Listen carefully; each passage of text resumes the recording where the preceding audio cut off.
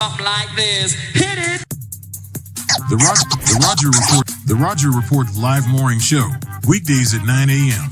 Say y'all, I was on Roger's channel a few times and I couldn't take it. The heat. I got out the kitchen. It was hot. I was sweating. I had to get out. He's Roger, and he's right. Check this out.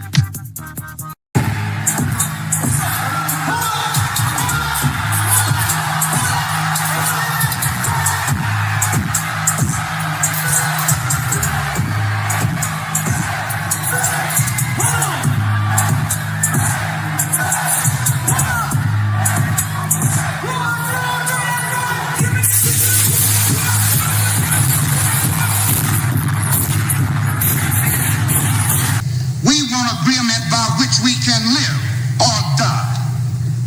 You choose. I have spoken to you a lot of times in hatred and anger, and you have not heard me. Well, you had better hear me today. If you won't listen to me when I make an appeal for the Negroes because you have no concern for the Negroes, listen to me when I make an appeal for America. You claim you love America. Well, we love America. But you are driving us back and you are making a Samson out of us, and we are going to pull down the pillars. And then you think we have no right to ask for something? Is it too much to ask you to grant us human dignity? Should we be put down and shot to death for this request? If so, you can aim your guns. What the hell do you think we care about dying if you're going to deny us the right to live? Good morning, folks, and welcome to another edition of the Roger Report Live, the best show on social media.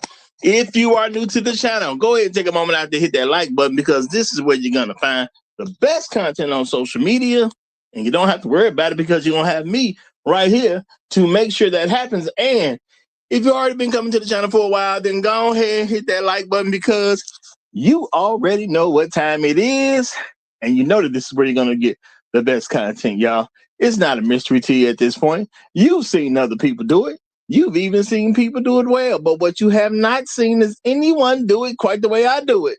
So make sure you hit that like button. Everyone, yes, everyone, take a moment out to share the content.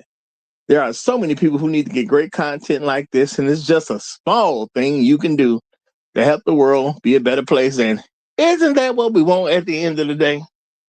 Don't we want the world to be a better place? Of course we do. So share the content now. Share it through your social media. Share it through word of mouth, or even text someone's phone. But do what you got to do to help spread the word. All right, folks, we are back with another episode with a very interesting title. If Druski can do it, why can't I, y'all? If Druski can do it, why can't I? And we're going to get into this in a minute, y'all. We're going to get into it in a minute. But first of all, let me say shout out to all my people who give me views on a regular basis. I appreciate y'all big time. Appreciate you big time, because you do make up the fam. Shout out to all the people who come through and hype me up every chance they get, because it helps me out a great deal. Shout out to the people who leave comments after the stream. You know, you're definitely helping me out, and I appreciate it big time. Appreciate it big time. And shout out to everybody who hits that like button. Y'all know that's a main way to help the channel grow. So shout out to each and every one of y'all, because y'all know how it is. You know, I don't get promoted like that. I give you the best content, but they don't promote me like that. So I appreciate everybody who helps to promote me. And shout out to the people who go above and beyond the call of duty. Because I got some real people that got my back around here. We have folks who are, throw a little something on the plate every once in a while. They throw a little something on the plate every once in a while. And we got some people who throw some on the plate regularly. And I appreciate all these folks. And I'm going to give a shout out to my main man, Gold P, y'all. I'm going to give a shout out to my main man, Gold P. He is the sponsor of today's stream. because I appreciate the brother big time. I appreciate the brother big time. Shout out to Gold P, the sponsor of today's stream. Appreciate you, my good brother. Appreciate you big time. And that's real talk. That's real talk. All right. And let me give a couple shots to some of the first people to check in. And you know what? I put this one up late. And I said, you know what? We're going to see who actually is paying attention. We're going to see who actually paying attention. I know some folks was probably at Friday stream ready to go. Well, I said, we're going to see who paying attention around these parts. And you know what? I got to say, shout out to the first one to enter the building, okay? My main man, he's done did it again, y'all. And y'all know what, if you don't know, we got to give props to the first person in. And y'all know we got to get that person. They are what we call the Highlander of today's stream. So shout out to the Highlander of today's stream. My main man, Trail Billy, is in the building, representing as he always does. Hashtag long live the habitual line steppers. Hashtag Negroes in the wilderness.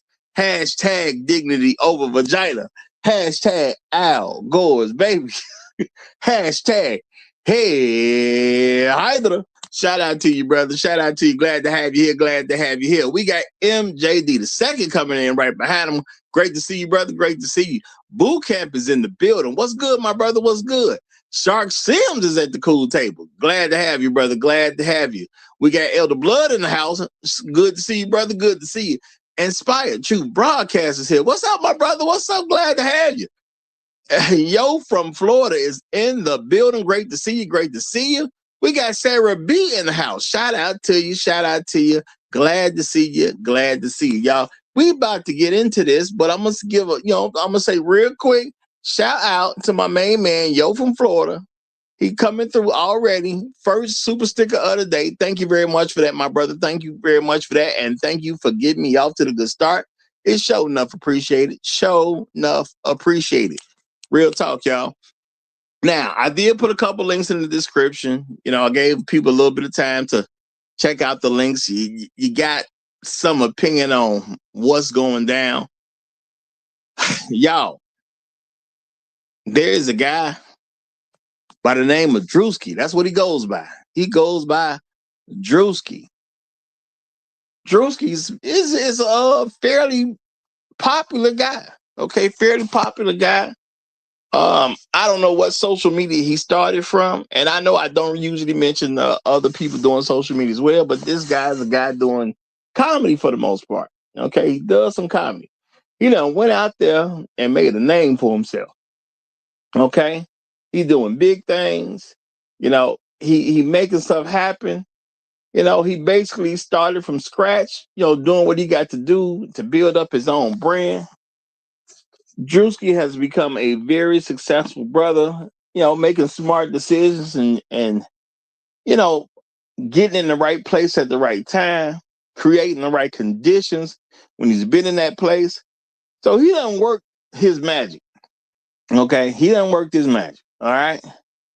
And he done worked his magic a good way. All right. And Druski done became somebody. Okay. Now Druski out here getting paid. Okay. Druski out here getting paid. I don't see nothing wrong with none of this, okay? Now, I know he's on other social medias. I checked on this one just to see where he was. On YouTube, the man's sitting at 5.19 million subscribers. He doing all right, okay?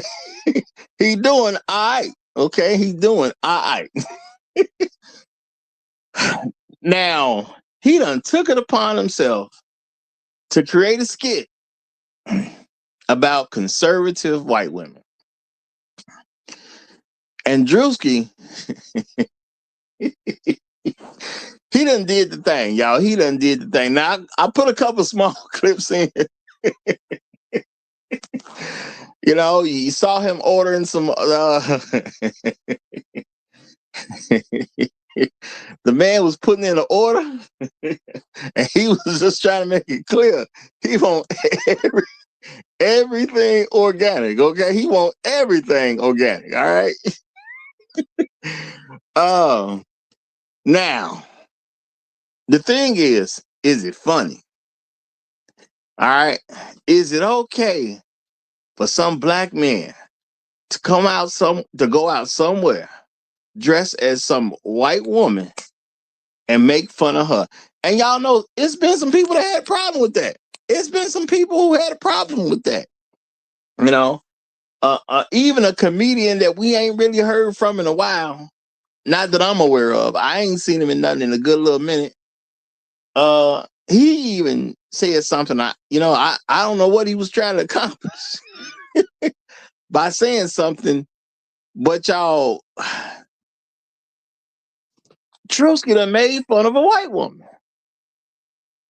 Now y'all know good and well black men ain't supposed to be doing nothing when it comes to white women. Okay, we can't talk to white women. Let them tell it. We can't kiss no white woman. Let them tell it. We definitely can't have sex with no white woman.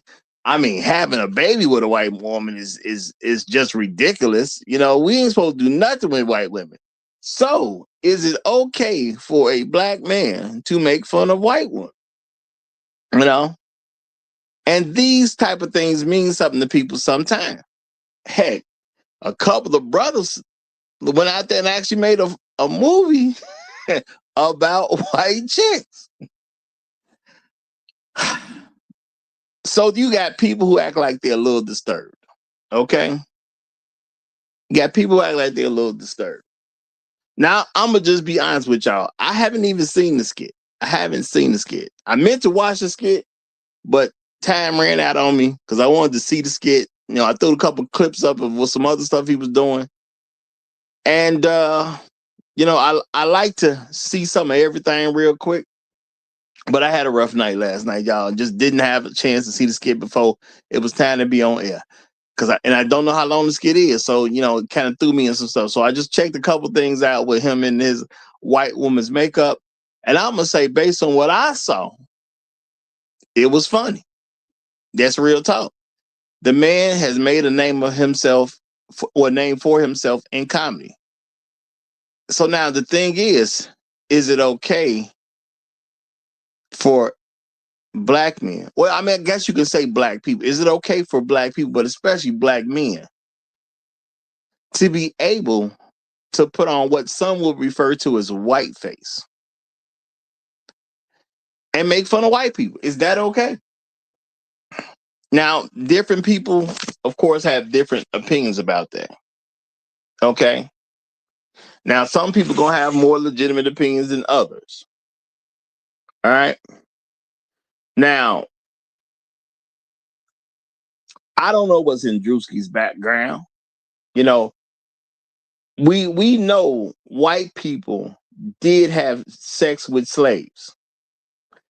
You know what I'm saying? There's a lot of white men who's had sex with slave masters. I mean, white men were slave masters who had sex with black women. Now, some of that could very much be voluntary, because I do believe there was definitely some voluntary stuff going on. But then some of that was just plain old sexual assault, as we would call it today, where the white men went out and raped black women. And sometimes as they raped black women, they had babies. So if you go up your bloodline enough, technically you probably can find somebody who owned a slave. You know how you can find that? Because somebody raped your great-great-great-grandmama. If you're a black person, that's how you look at that. Because somebody raped my great-great-great-grandma. Yeah, you could say, there's somebody who owns slaves in my background. All right? So now this is the thing. Okay?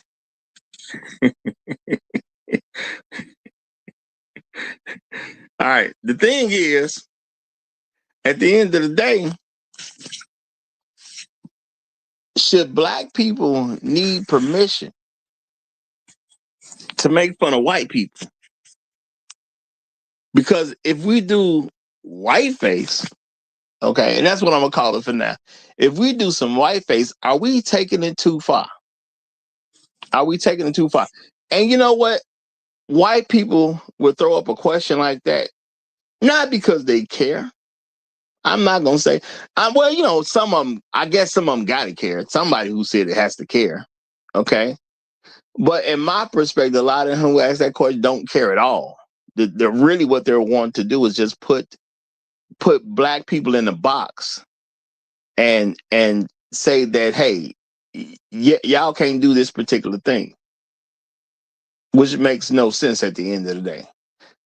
It makes sense if you racist, y'all stop them niggas from doing stuff they want to do. That's really what the message is. Stop them niggas for doing what they want to do. And maybe some of them are dumb enough to believe if they say something about some black men, doing quote unquote whiteface, we supposed to be embarrassed about that. Somehow we supposed to take that as a shame. You guys of all people should understand better than other people why that's just a bad idea to do. And I thought about that concept, y'all. I thought about that concept. Is it truly bad for black men to do whiteface, especially as women? They're not even white-facing men right now that I know of, but they doing it with white women. That's a protected class. White men trip about messing with that white woman. They somebody get a white woman, they go out and search in droves. They get, all type of folk volunteer, whatnot. They hold that white woman up, that precious white woman. She means something to them. She means something. Now, I ain't mad that white women mean something to white men. I ain't mad at that. I'm not even mad at how many other people care about that white woman, because let's keep it real. A lot of other people practice white supremacy even though they're not white. So guess what that means? That means that precious white woman mean a whole lot to them too. Okay, it means a whole lot to them too. All right. Oh, shout out to Afro Merchant. Appreciate you, brother. Dave Chappelle, he did the white face. And he's done it excellently. I'm gonna say that. He did have two characters that come to mind right now. Y'all know who is it? He was out there shouting, "White power, white power." What? Clarence Bigsby? Okay. And I can't think of that other reporter's name right now. What's that other reporter's name that Dave Chappelle used to do? I think it was Tyrone something, but that white report he did, and he done it excellently, y'all. He's done it excellently. Y'all know who I'm talking about. Y'all know who I'm talking about. I know you do. I know you do. and shout out shout out to Elder Blood. He say white power versus soul power. 2 seas, 2 breeze. Shout out to you, Elder Blood. Shout out to you. Now, this is the thing, y'all. This is the thing. I do believe other, white folks gonna say, hey, y'all don't want to be hypocrites. Y'all can't support stuff like this. You got a guy coming out here making fun of white women. Now, there are people who believe that he's making fun of Erica Kirk. That's how they interpret it. Their interpretation is, he's making fun of Erica Kirk. I'm talking about Druski. Their interpretation is he's making fun of Erica Kirk. All right. Now, who's Erica Kirk?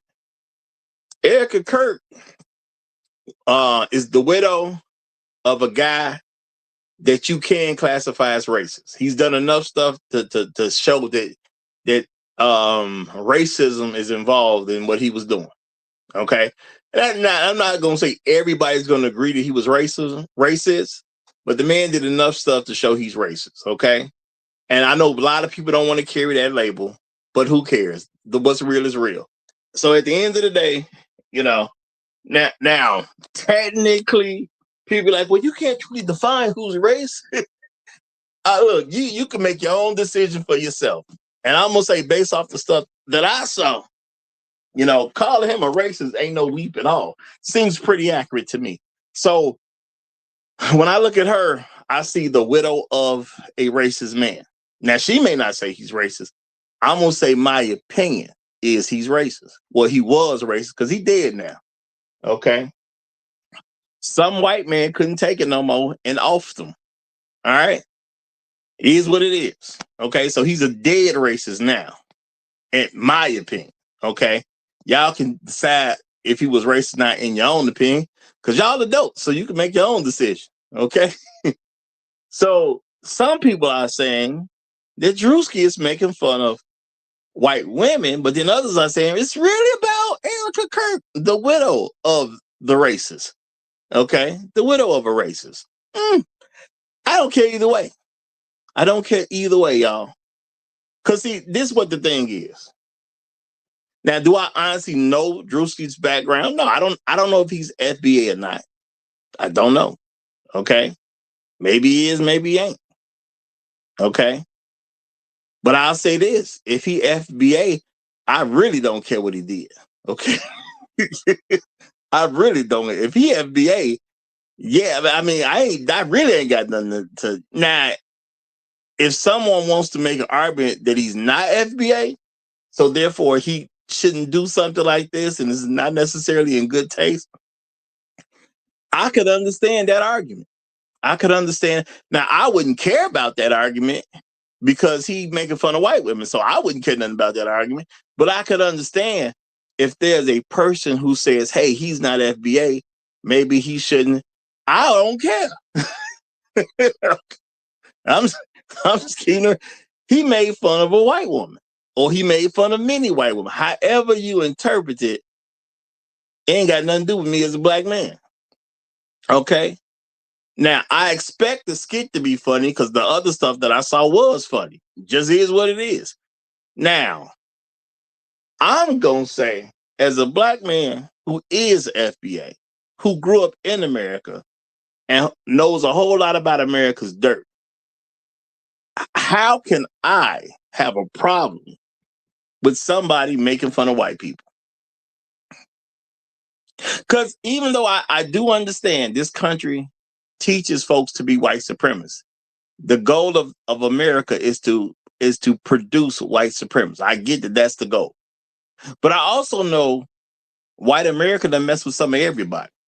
Now, they ain't mess with people like they done mess with FBA people, but they have done some things to basically everybody. So why would I trip that anybody's making fun of white people?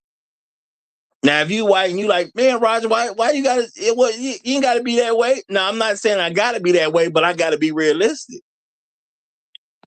Ain't white folks mess with some of everybody? Okay, now other people may have took it on the chin a little better. Other people may have been more quiet about it, whatever the case is, but I've seen stuff that look like white folks don't mess with some of everybody. They don't do it like they do it to FBA men, because that's what racism is truly about. But at the end of the day, if you mess with other people, why would I trip that somebody else is messing with you? So yeah, I'm not gonna say Druski FBA. I ain't never checked. Okay, ain't never came up. This story come up. Does it mean something to me if he ain't? Well, he making fun of white people, so I ain't tripping. You know what I'm saying? Have at it. Now, people may say, well, if you made fun of black people, you may not feel that way. And that's probably accurate. And see, this is the thing, y'all. Do I know that white people did blackface to degrade black people? Do I know that? Yes, I do.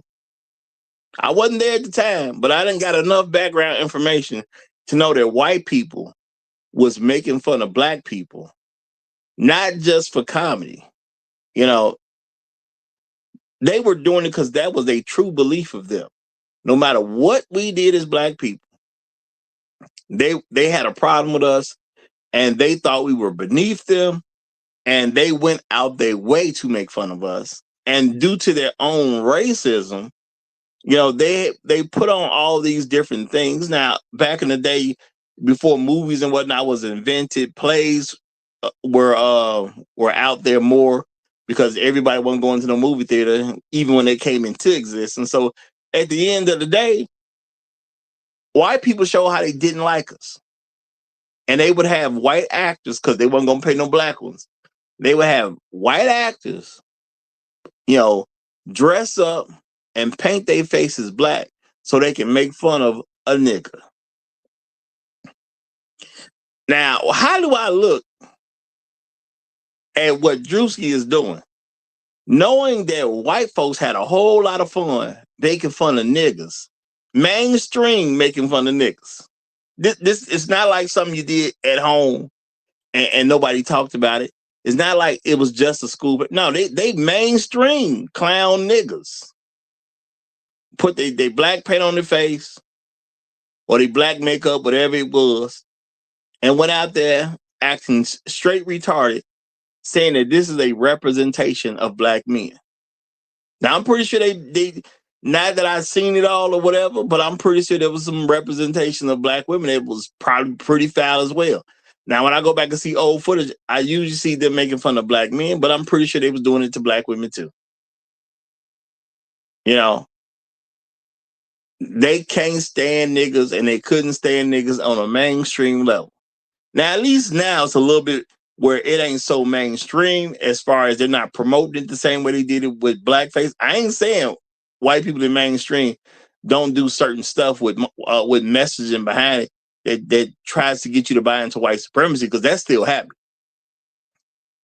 Maybe just not as overt. So how can I get mad at Druski for making fun of if we believe he's making fun of a widow of a dead white supremacist, how can I get mad at that? You know? What Druski do to me? What Druski do to me? If he's making fun of a guy who got killed, but the guy who was killed was racist, why am I supposed to be mad? Now, to me, you can interpret it any way you want. You could interpret it as a particular widow, or you could interpret it as a certain group of white women. Because he said conservative women, so he ain't talking about all of them. He's saying the ones that classify themselves as conservative. Why would I be bothered if anybody make fun of them? I tell you this, I ain't heard nothing that it came from a racial standpoint. I ain't heard nothing that he made fun of her simply because he's a racist. I ain't heard that. You know, I ain't heard nobody even interpret it as that he's going to make fun of her because he's a racist and he wants to express his racism. I ain't heard that yet. People done said something and done touched around the topic. I ain't heard nobody say Druski did this because he's racist against white folks, so therefore he made fun of white people due to his racism. See, I ain't heard that part yet. I ain't heard that part at all. All right. Shout out to Elder Blood. He said the only hope for a godly afterlife, white women better add some soul power to their sugar. and they better add some soul power to their sugar and spice. Hence, for the Gentiles, the Bible is decrypted. Just saying. Shout out to Elder Blood. They better get in where it's good, huh? They better get in where it's good. All right, now.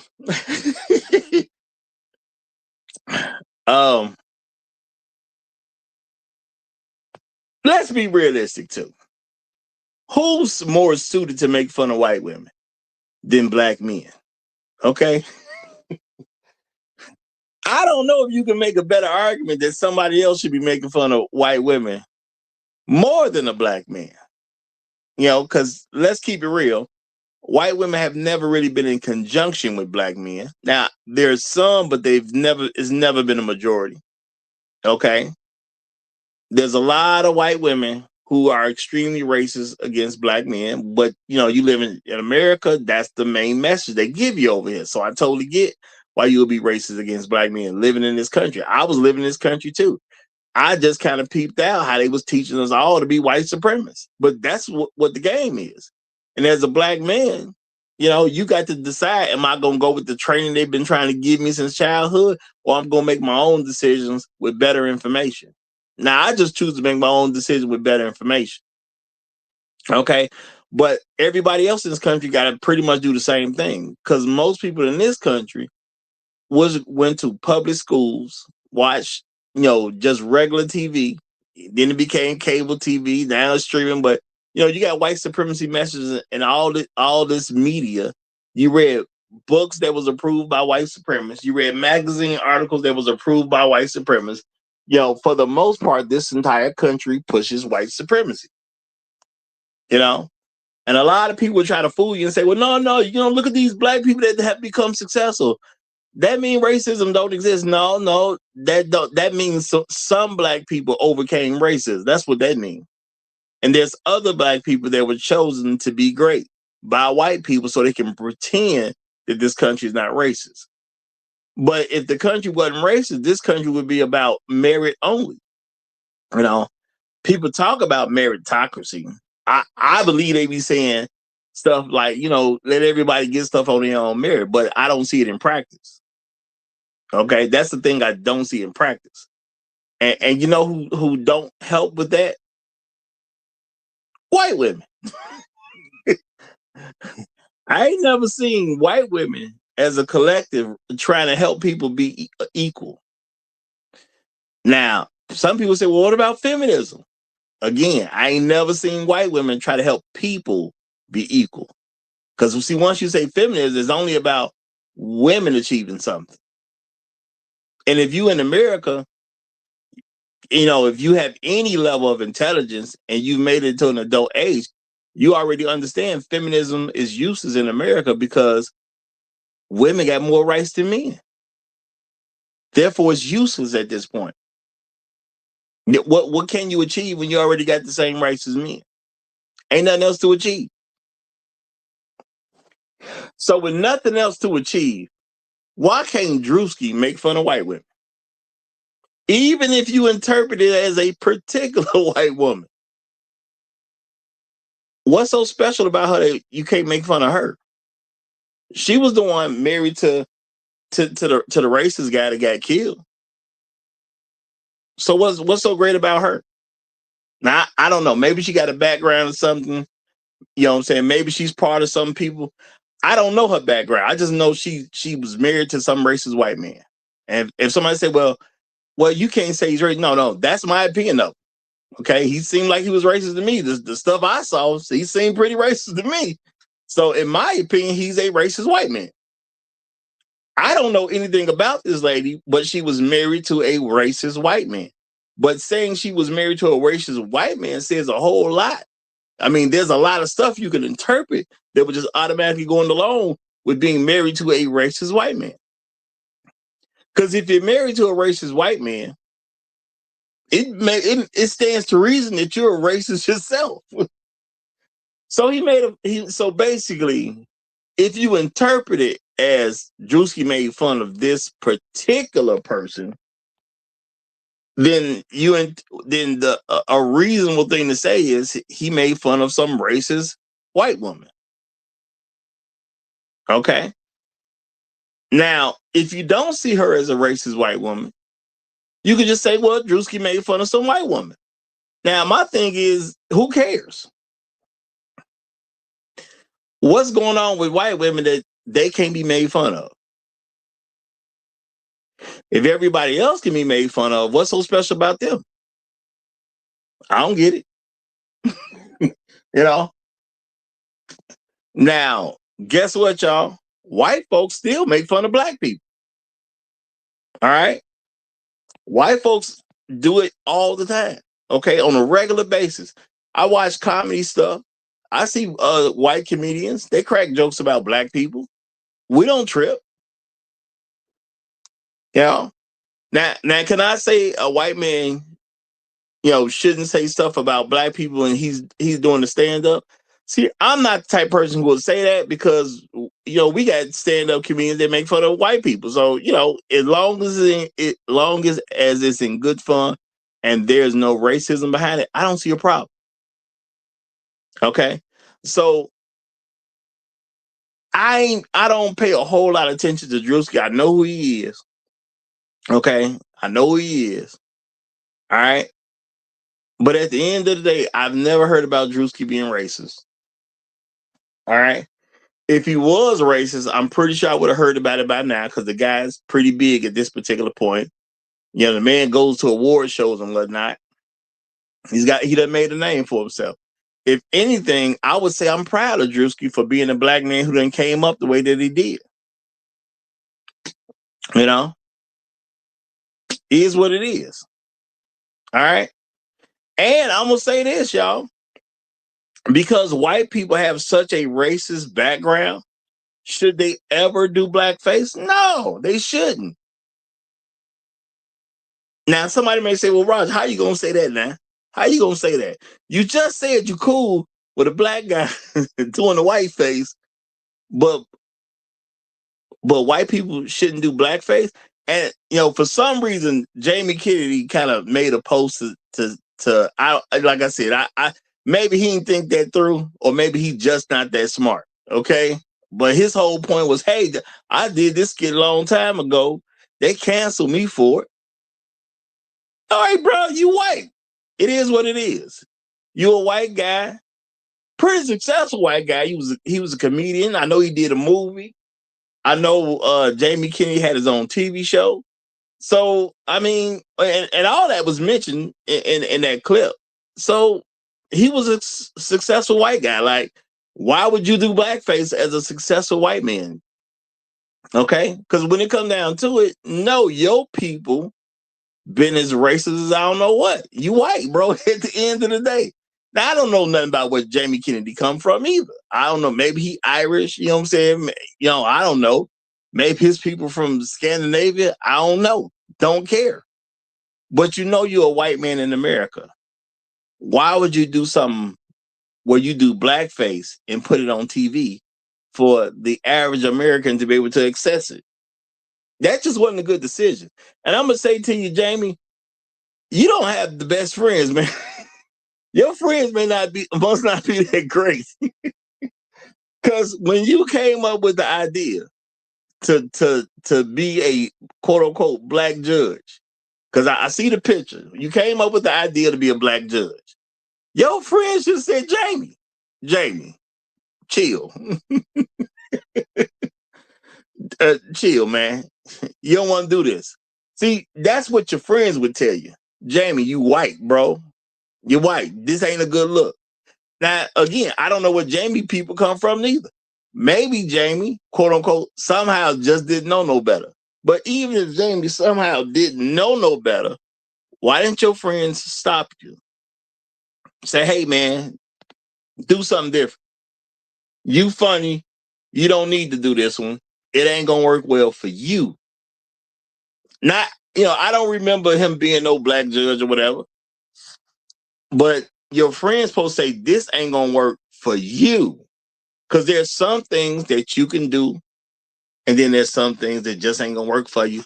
And sometimes it exactly is about who you are as a person. It's exactly that.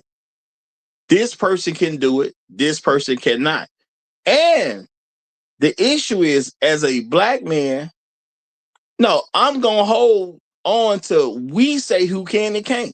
Because there's people who brought up Robert Downey Jr., you know, and yeah, we collectively as black folks gave Robert Downey Jr. a pass. Now, some people will say, well, y'all hypocrites. No, we can give a pass to whoever we want to. Get our permission, be good enough, seek our approval, and if we give you a pass, you good. But if we don't want to give you a pass, we ain't got to give you one. We don't owe you no pass. Just because we collectively gave Robert Downey Jr. a pass does not mean anybody else gonna get one. Kiss the ring. It's that simple at the end of the day. If you ain't kiss the ring and you get a bad reaction, that's your fault. Shout out to Robert Downey Jr. I'm going to slow down right here, and I'm going to let Shark get in because he done came up. Go ahead, my brother. How you doing? Peace, Roger. Peace, Roger. Shout out to the chat and everybody out there today. Happy Thursday. Honestly, I got to give Jamie Kennedy and Robert Downey Jr. much props. That Jamie Kennedy shit was hilarious. Not going front. The problem is when Robert Downey Jr. did that movie That was before the whole woke culture. This woke culture has stopped a lot of like it's messed up a lot of stuff. You know what I mean? So now it's like, because even white chicks came out before the whole woke culture thing, you know, and people understood it was comedy. When Robert Downey Jr. did that, Jamie Kennedy did that, people understood it was comedy. It wasn't so up in our up, you know what I mean? Like, I forgot the word, but we wasn't so sensitive at that time. Now it's everybody's just super, super, super, super sensitive. Just super sensitive. So in a super sensitive time like it is now, just be ready for the floodgates to open. You can't be up and up. You can't be mad when somebody else does it to you now. You know what I mean? If y'all want to be super sensitive and oh da, da, da, da. All right, well when they do it, you gotta take it with a grain of salt too. You know what I'm saying? So that's all I look at it as. But I remember a time where jokes was jokes. Now everything is politically motivated and stuff like that. As far as Druski, I always looked at him as a coon. You know what I mean? Like he's like the epitome of cooning. But you know, in the black community, as long as you're getting rich, it don't matter what you're doing. So, but I didn't really see what was wrong with it. You know what I mean? Because at the end of the day, I think he did title it like conservative women. But when everyone was up ecstatic about it and breaking it down, I was like, damn, he damn sure do look like the Erica Kirk chick. And I guess that's when she took offense to it, because I didn't like I didn't see anything wrong with it, you know. Like they it's just comedy. I'm from the dark comedy era, you know what I mean, where everybody could get it. We come from watching In Living Color. Everybody got it on In Living Color. Nobody was off, you know what I mean, was off bounds with In Living Color. I don't think you can make it In Living Color anymore. I mean, that's probably very true. Real talk. Because they really couldn't make it then. When you think about it. No, they made it. My Living Color, that's when comedy was, that's when people had strong, you know what I mean, strong backs. Because Jim Carrey, he did the liberal white guys, and Jim Carrey used to go off. No. What I'm saying is, remember, they started coming in and messing with them at A Living Color because they was on some, y'all pushing the envelope too much and y'all doing too much. The people told them they was doing too much, and then start changing the original cast out. That's why I'm saying you really couldn't even do A Living Color then, because once The Living Color got rolling, then other people wanted to control what they was doing. So you really couldn't even do it then. That's what I mean by that. To an extent, I understand what you're saying. You might be a little older than me, so you might have seen things a little bit different at that time than I did. But yeah, I guess so. I thought everybody was like, as they was going along, different people were blowing up and they was just getting too big for the show. You know what I mean? Like Jim Carrey got the Ace Ventura thing, and it was like, all right, bye. You know what I mean? Jim Carrey got big, then Jennifer Lopez that left. I think the only ones that stayed around for the longest was like Tommy Davidson and David Allen Greer. Those are two of my favorites. So they was crazy, but yeah, people just mad sensitive, and at the end of the day, it's sensitive on both sides. So for all the black people that's laughing right now, I just hope you laughing when a funny white comedian do an impersonation of you. All right. Now I'm gonna say shout out to Inspired Truth Broadcast. He says there's a difference between cracking jokes while actively messing somebody up and cracking jokes while it's all good. Reparations, then they can joke. Shout out to you, brother, for that. I definitely appreciate it. And I'm gonna say this. The problem. See, I don't even think this has anything to do with sensitivity. I think the problem with this is white people did blackface to put down black people. So therefore they can't really do it without some type of without folks coming at them. Black people can make fun of white folks because we ain't never oppressed them. So at the end of the day, it's not about sensitivity. It's about you've oppressed us. So therefore, in order to even crack a joke, you need to seek our permission. I think people didn't have a problem with what Robert Downey Jr. did because Robert Daniels Jr. been cool with black folks. And he actually asked black people what they think about it. And the black folks that said that was with him, they said, no, it's cool. You can do it. When was that meeting? I'm not saying it was a collective meeting. I'm saying he talked to the people. Robert talked to the people in his circle. He talked to black folks in his circle to get opinions on, from them on what he could and couldn't do. I don't think Robert Downey Jr. is cool with that many black people, Roger. I'm not saying he cool with a lot of them, but he at least shows some level of respect to talk to at least some of the ones he knew. Now, these are Hollywood folks at the end of the day, but he at least did it. Now, Jamie Foxx, I don't know if he talked to any black people or not. I don't remember the skit, so I can't say whether it was funny or not. But at the end of the day, when you use it to say, why can't white people do it, you already know your people's background. And I'm not saying his people was even particularly here, because I don't know when his family came to America or anything like that. But you white, you know what white people did, you know the history of the country, and if you don't know, that's a you problem, because he should be aware of what white people was doing in blackface. Especially if he's gonna actually perform something in blackface. And the thing is, you got to seek approval. There are people who can do stuff that you can't, because of what your position is in life. And that's just real talk. We face that all the time as black folks. You know what I'm saying? I don't have a proper position to do X, Y, and Z, but that don't mean the other guy can't get away with it. There's, we see it on jobs all the time. There's a white man who can go to work and not do anything, and he gonna get paid, and everything's gonna be fine. But you as a black man can't necessarily go to that job and do the same thing. It don't work for you like that. That's just a reality.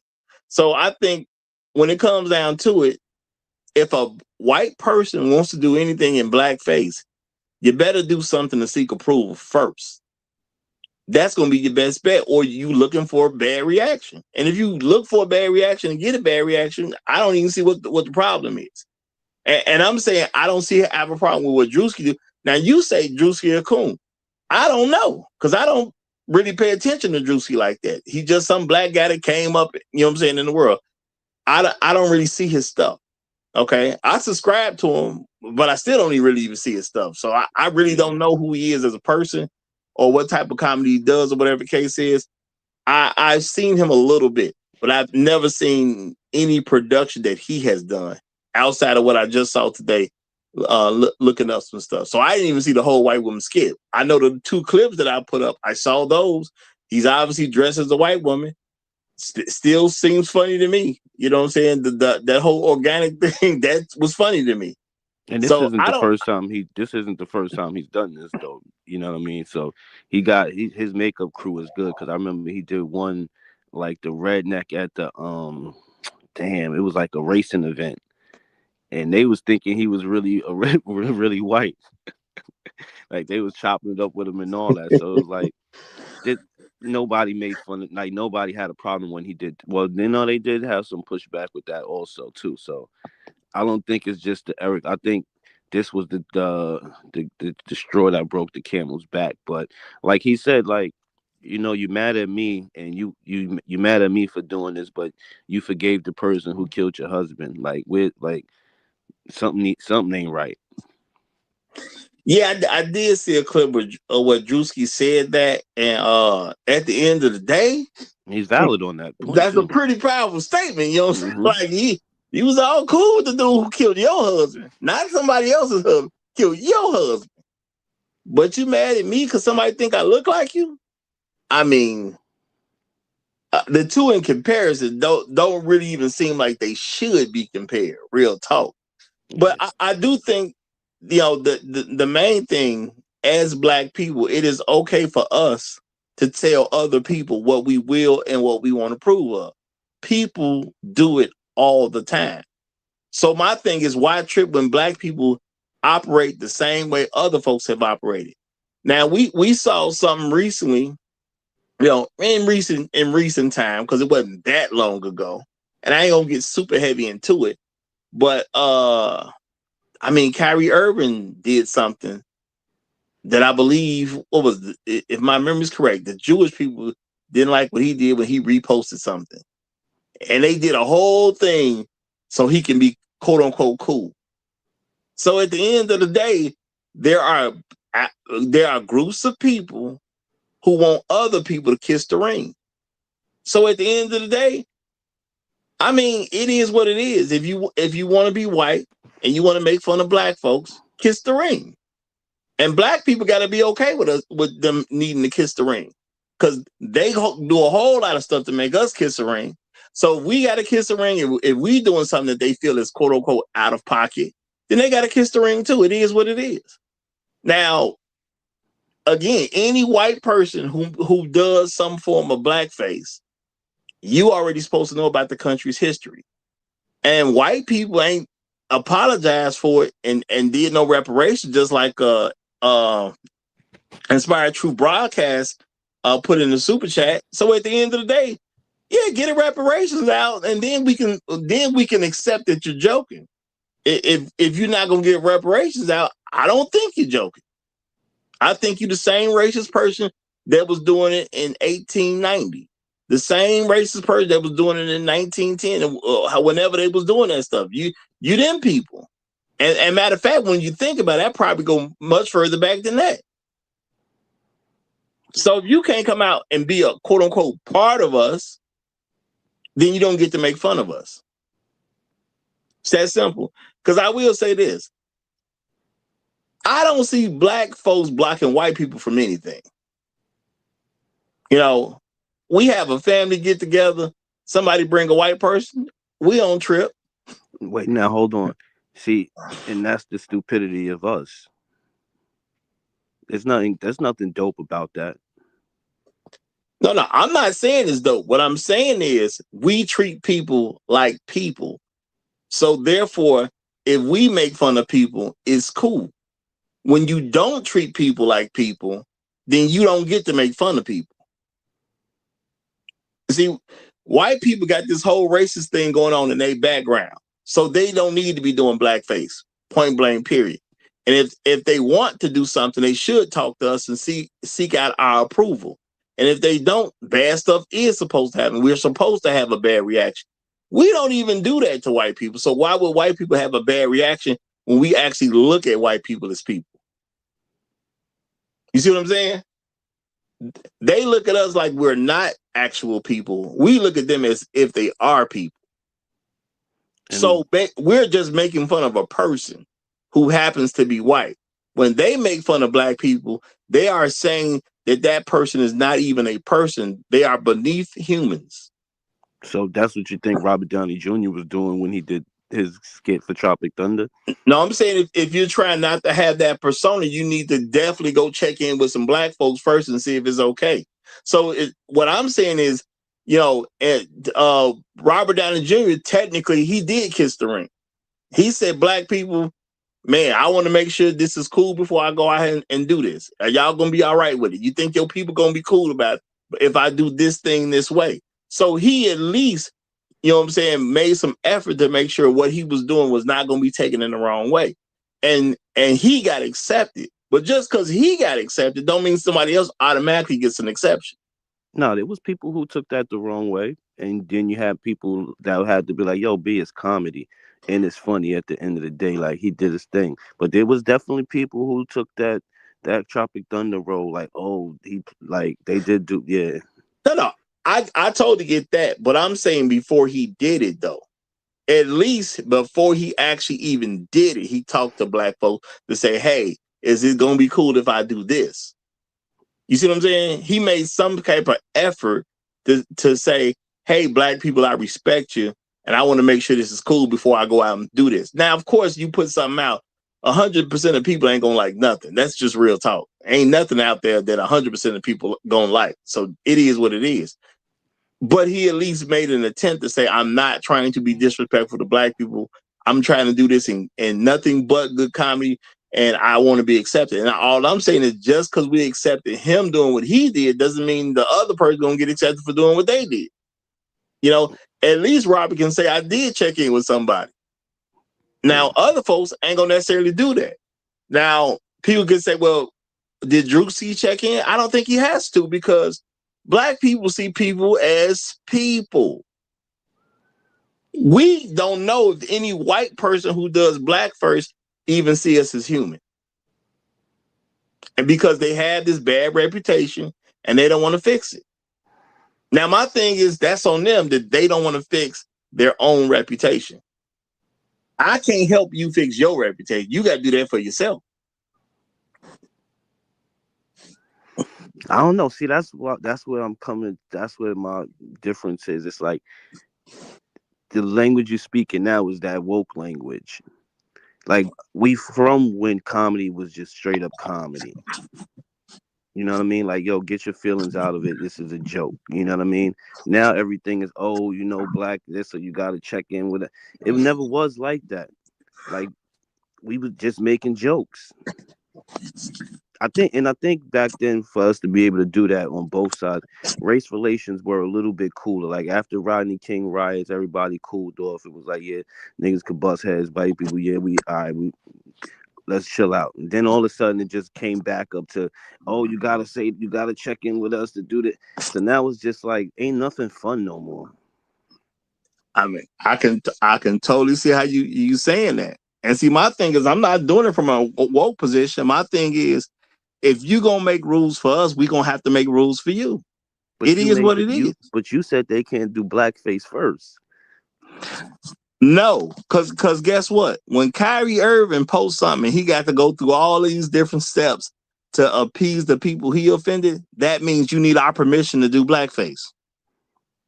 No, he didn't do blackface. He just posted a link to a movie. I'm not saying he did blackface. He did something that pissed the group off. I mean whiteface. We mean whiteface. He didn't.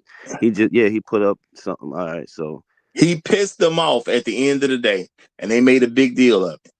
So now, if you make a big deal about stuff that we're doing, then we got to make a big deal about stuff you're doing.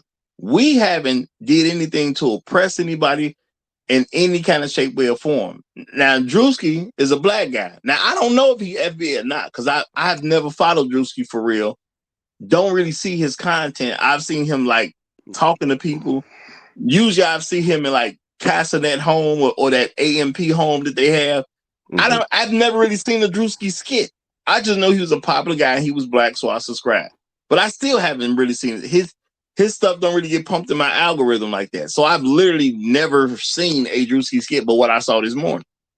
You know? So he could have all kinds of views that I don't know nothing about. So I can't even deny. You say the dude do coon stuff. I can't even deny that because I haven't seen his skits.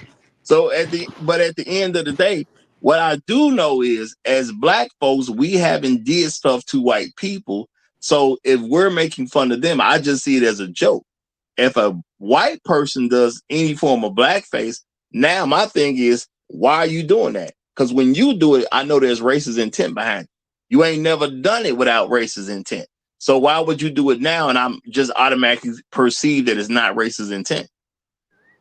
But that's how I felt. I understand what you're.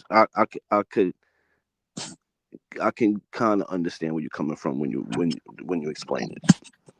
Yeah, and I'm saying Robert Downey Jr. at least went to some black folks to talk to them about it, so he wouldn't come off as doing something with racist intent. I don't think he did though.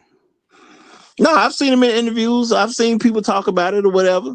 You know, he actually talked to some black people before he went out and made Tropic Thunder. All right. You know, but and the other thing about him is that he don't have no background to even suggest that he was racist. I don't know. Now, I'm not saying the man perfect, because I personally believe every white person pretty much did some racist something at some point, because ain't none of us walking around here perfect. But he don't have no reputation of being at black folks for stuff. You know what I'm saying? He try to work with black people and see black people as people. So he carries himself well, even from a racial standpoint. And again, just because we say he okay to do it, don't mean you gonna be okay to do it. Now, my thing is when it comes to Druski is just some black guy who made fun of white women. Where's the problem? Because black men ain't never oppressed white women. So why would this be a problem at all? So when people say, well, you know, like a Jamie Ken say, if he can do it, why can't I? We ain't never oppressed white women. We ain't did nothing to white women at the end of the day. truth be told, our relationship with white women is they lie on us and we die. They lie on us and we go to prison over it. But that's what the I'm saying. reputation with black men and white women. But you admitted that you never seen too many of his skits. I told you already. He's done multiple of different facets of the white community. That's why I said this might be the one that broke the camel back. When now everybody, if he could do it, why can't we? But he's definitely this ain't the first one. Well, the thing is though, he got a couple that's dumb, that they kind of funny. I can't front. Even Coons could be funny, but he do got a couple that'll make you sit there dying out laughing, like when he dressed up as a white person and shit. Yeah, I mean, and he give it to everybody because he even did one with like a Dominican chick. He dressed up as a Dominican chick. Yo, he a dummy, but he did. Everybody gets it from him, so I don't understand what's the problem. Like, I didn't see the Dominicans jumping over the fence trying to beat him up because he did a little skit on them, et cetera, et cetera. So I guess but you got to remember who you're talking about too. You're talking about conservative white women. What make them special? That's what you know me. Now he lucky he didn't do the liberals because they would have killed him. Well, but see, and all I'm saying is would have beat his ass by now. Well, I mean, you said he was a coon, so therefore that's something where he would did something that's anti-black people, but that doesn't hurt white people at all. So what I'm saying, I've never heard of Druski doing something from a racial perspective where he's insulting another race. I haven't heard that. Okay. And if you saying he did something that was coonish, well, that means he had something aimed at black people. So other people ain't gonna care about that. No way. So yeah, just don't turn the gun our way and you're good. And I guess he did that right now. So now they on his back. But my thing is for Jamie Kennedy to say, well, if Druski can do it, why can't I? What are you talking about? You are a part of a people who got a very racist background when it comes to doing anything in blackface. But Druski doesn't have that. He don't come from a people who's known for doing whiteface with racial intent. That's what I'm saying. So he tried to compare apples to oranges, so it doesn't even make sense. That's what I'm saying. It don't even make sense. Honestly, that's why I say it was a poor choice on his part because to me, he came off as if he's trying to defend racists. Because I don't even know how else to really interpret that, but that's what he want to do. He want to make it cool for racists to make fun of black people. That's the only way I can really interpret that. And I'm going to say shout out to Gyogami, and thank you very much, my brother, especially for the 57-cent Trail Bentley tax. He said, looks, I guess he meant looks like Erica Kirk and Donald Trump had a cheat daughter behind Kirky's back. When on SB's Island, per capita magna. Now, I'm going to say this, y'all. I'm going to say this. Does he somewhat look like Erica Kirk? I can see a person seeing that. I'm going to say that. But because he's so much fatter than Erica Kirk, to me, it don't even really look like her. Because I seen it where people had the two pictures mashed together. You know what I'm saying? I don't really see it, but if you want to see it, it's there. I'll say that, y'all, because he don't look like any particular white woman to me. They said he looked like J.D. Vance with a wig on.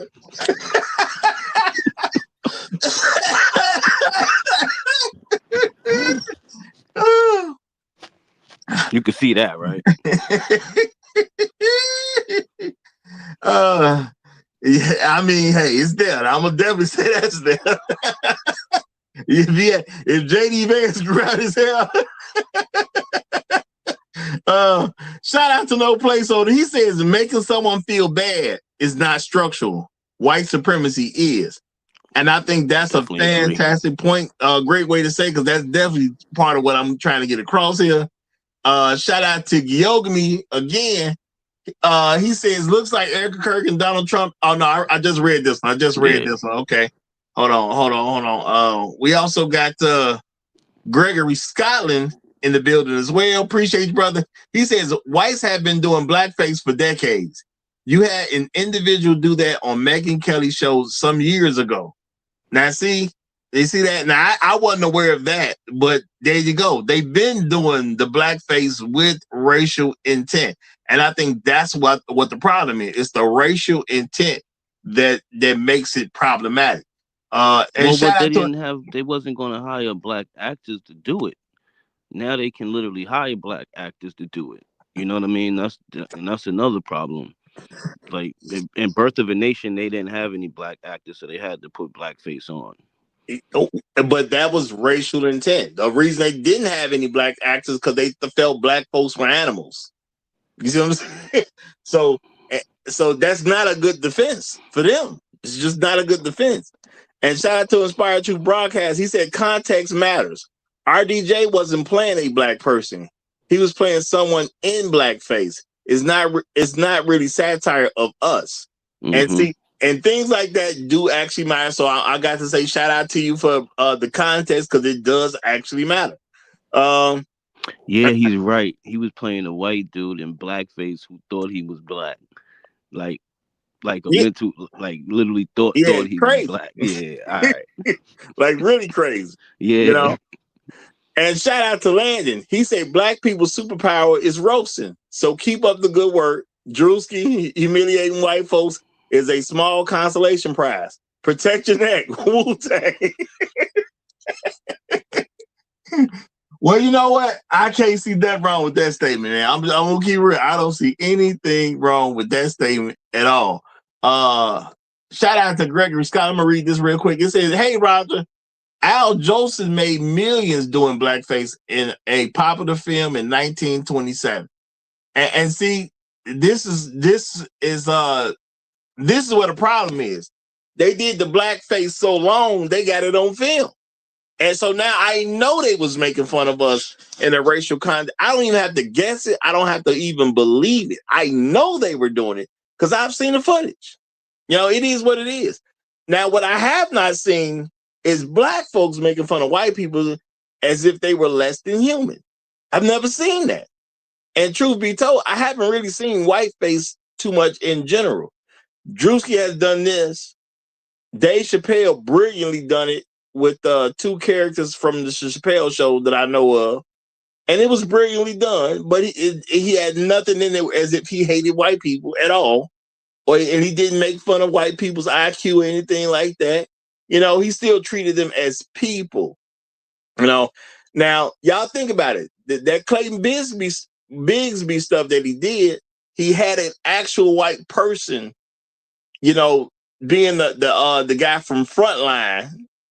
He was talking to him. So he didn't just make fun of white people in any kind of way. You had an intelligent white man right there as part of the skit. So he allows him to be human. Okay? So my thing is black folks ain't took no shot at white people to dehumanize them. So there's nothing to talk about. And that's why I say for Jamie Kennedy to come out and say something was silly because I really can't but interpret that as you're trying to defend racist people so they can feel comfortable making fun of black folks. That's not a good look. But like I said, once again, this is pre-woke era Dave Chappelle. Dave Chappelle was way before the woke era. After this woke shit, the world got broken. Like everything is just upside down now. But again, Dave Chappelle still allowed white people to be human. He didn't say they were dumb. He didn't treat them like they were stupid. He didn't treat them like they were just idiots in general. You had a very well-to-do white man as the host of Frontline digging into a story about a black man who was a white supremacist who thought he was white. So white people kept all their dignity totally intact. And can you imagine how many takes it took for them two to do that damn skit sitting in front of each other? Like, even as a white dude, I know homeboy was just dying laughing. Like, now hold on. Run that back. My bad, Dave.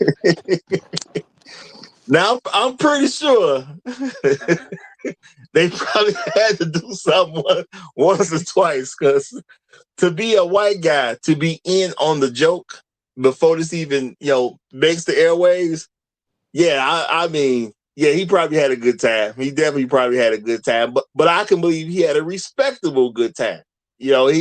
It's one thing to laugh with us. It's another thing to laugh at us, and ain't nobody proved that better than Dave Chappelle. Real talk, okay? But I'm gonna let these other guys get in a little bit. We got No Placeholder who's checking in. We got Champ done came up too, and we got Usual Business coming in behind him. So No Placeholder, you get your 2 minutes. Champ, you come in right after No Placeholder, and then Usual Business, you come in right after Champ.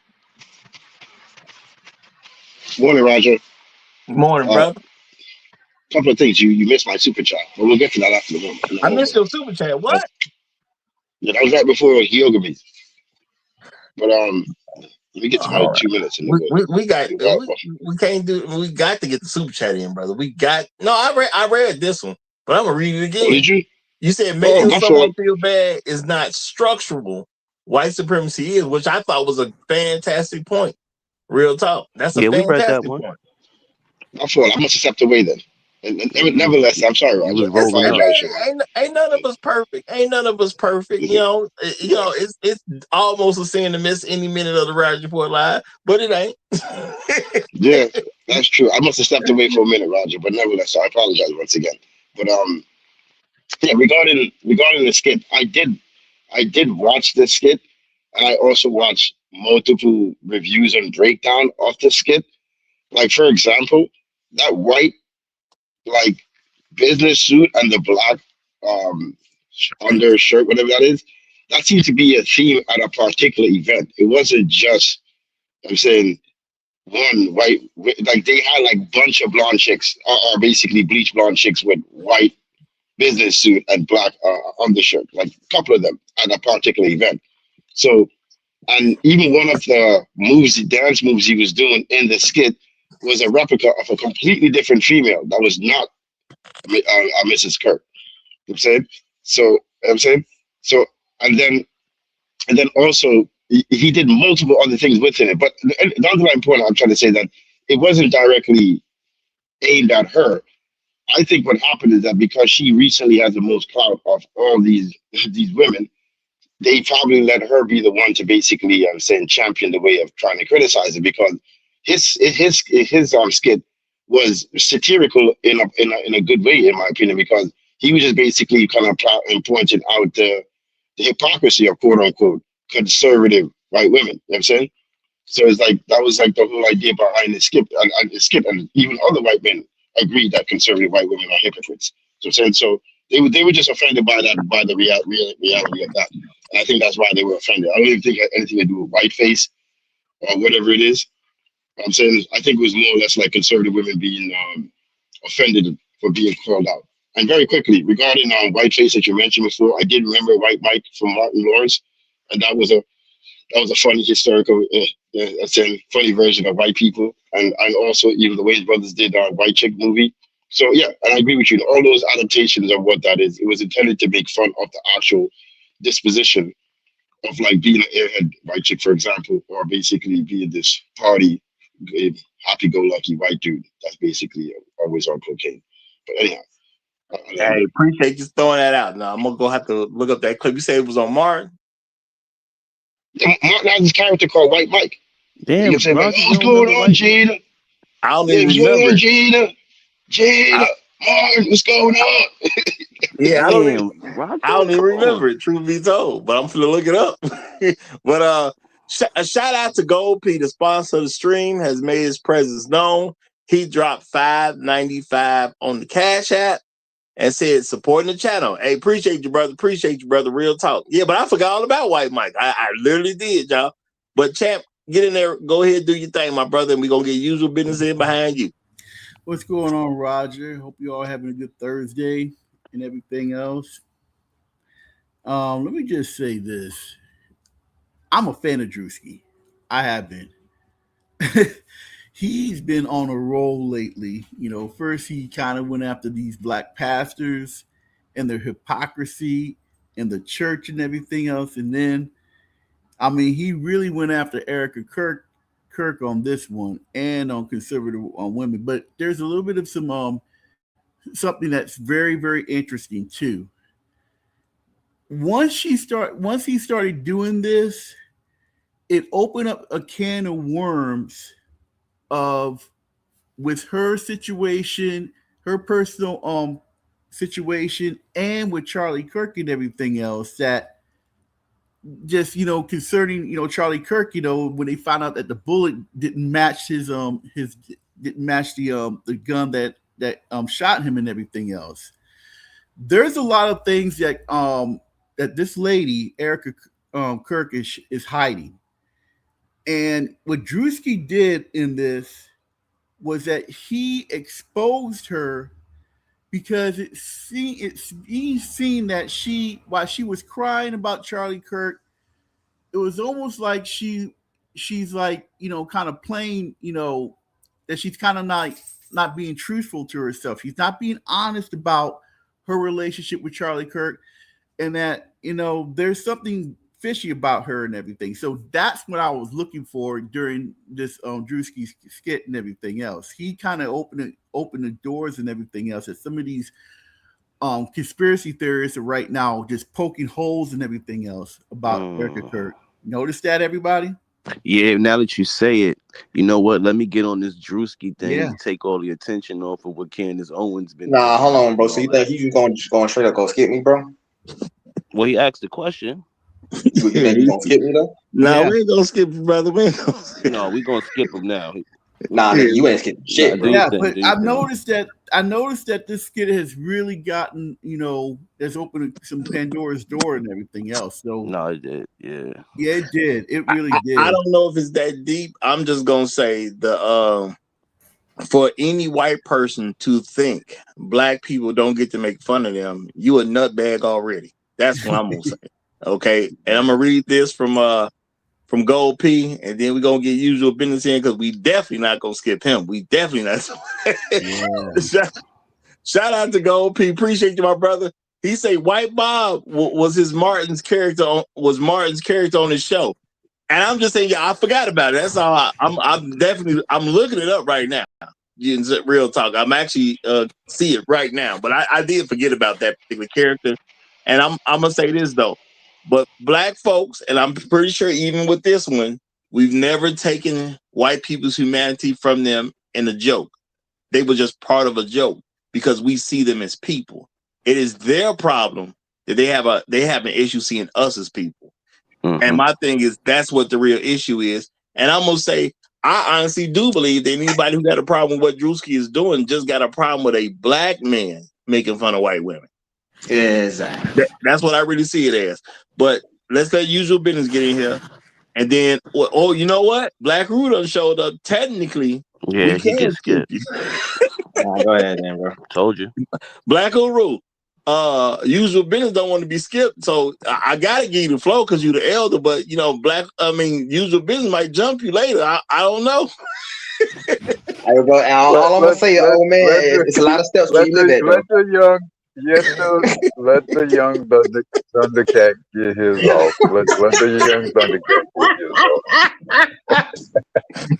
Boy, keep everybody safe in the Roger We don't need no Nancy characters going on. Oh God!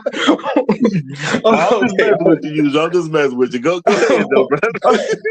Okay, all right. I gotta go to the library. I gotta do some research. So I gotta be quick. I thought the Druski script was actually was a masterful stroke of genius. It just basically shows up the mirror to white American, and especially white American women. So this is probably one of the first few times that they actually do get to see themselves and in their own light. So they didn't like it. So some women threw a fit, but if you actually kind of been watching this situation, this thing has been blown the lid off for a long time. I mean, it's so many people picking at this situation because at the end of the day, it was done in poor taste. The marriage, the whole thing, the way she act, it's just all in poor taste. It's just basically white women acting poorly.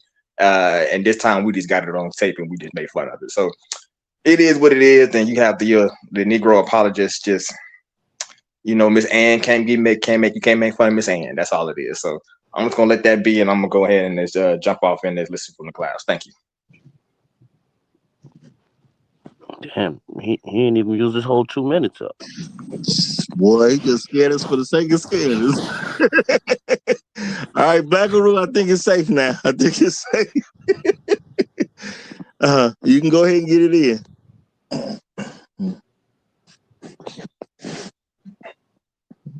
You there, Pardon Guru? me, you're kind of moving around. Yeah. One, you guys remember? Of course, you don't remember, but you probably have heard of it. The television show. Great. It was a great television show called Hogan's Heroes. Yeah, I remember that. I've heard Yeah, I of it. remember that. I seen a Yeah. couple episodes of that. Yeah. It was a great comedy. I guess it was late '60s, early '70s, or whatever. It was a great comedy about POWs, about World War II POWs, and it's about them being captured by the Nazis, American. Well, I guess they weren't all characters. American. I mean, I think maybe there were some British characters as well that had been captured by the Nazis. And so the whole show was about them humorously outsmarting the Nazis to try to escape and to try to keep them off guard. And the Nazis were portrayed as these kind of, bumbling idiots to some degree, very humorously. Do you know? And there were like about 5 or 6 sort of main Nazi figures, some of them very sort of famously portrayed.